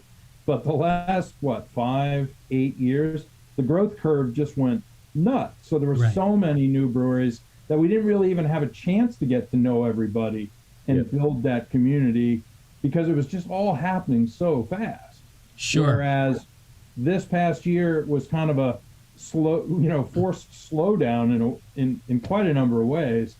So maybe that pause definitely helped. All right, we can reach out now. Yeah, I totally agree with that. I think that I've actually had more like conversations with people since everything. I don't travel as much, so I'm like way more like honed into my like local area and spirit and all that. I agree with that. I think that's actually a great artifact of everything that's been going on. Yeah, absolutely. Well, gentlemen, I want to thank you for hanging out with me tonight. I think that's a great point to kind of close, to be thankful for the great things that we have, for the positive changes that have occurred. We got a long road to go, but I'm nothing but positive. Well, at least when I'm on air.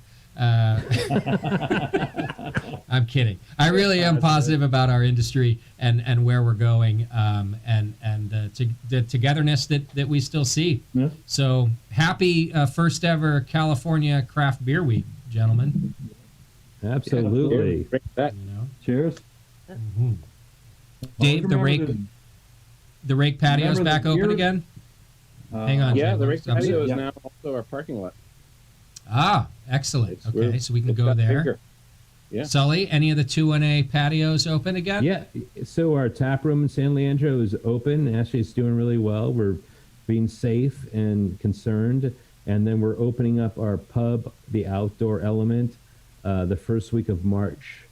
So we have a whole like structure out there and da-da-da. So come on out. And Jay, your patio's open for me and Sully to come drink open. younger. Yep, we're all good. We added a fire pit, so we're good to go. Nice. But things are starting to. That's a good question. By appointment only. All right. But I mean, things are starting to open up. There is beer at the end of the tunnel. I mean, that's the good news. So. Absolutely. I like what you did there. I like that you wrote that joke. That's good. All right, gentlemen. Well, thank you for helping me finish out the first ever California Craft Beer Week and for donating your time to this. It's really good to see your faces, and hope I get to see you in person soon. Thank you, Cheers. Justin. Great. We love you. We love you. Love you, Sully. Cheers, guys. Cheers, man. Cheers. Cheers. Well, folks, that's going to do it for me and our kickoff night of California Craft Beer Week. You guys are just so generous to spend your time with us tonight, and I appreciate that. I want to thank all of our guests who have been on and shared their time, all the breweries, all of you fans and consumers who have done your part to support this industry. It's really great. I also want to give a special mention to Joanne Marino, who's the organizer with the Bay Area Brewers Guild, and really put this whole thing together. And Joanne, I want to thank you for inviting me to be a part of this. I want to thank you for all of your efforts putting together the beer boxes, wrangling all of the California Brewers Guilds. I know that it's no small task to do so, and you did a great job. And I'm really honored to be a part of this first California Craft Beer Week. Folks, I do know that SF Beer Week is scheduled to be back next February as usual. So you can plan on that, Bay Area people. I wanted to mention that to you because it's just such an important part of our fabric up here in the Bay. So that'll be back, as will, I'm sure, so many beer weeks in 2022 as we keep getting through this. So thanks for being a part of this. Thanks for being with us. I don't know how much I could possibly thank you more for keeping our industry alive. Go to cacraftbeerweek.com. You can get the CCBA beer box. You can get find out where to get the collaboration beers that have been done for Beer Week, and you can find out about the various virtual events that are happening throughout California Craft Beer Week. I'm Justin Crosley with the Brewing Network. Thanks for joining me. Thanks for inviting me into your homes, and I'll see you on the next one.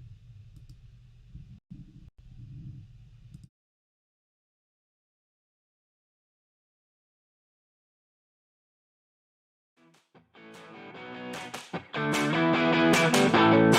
you.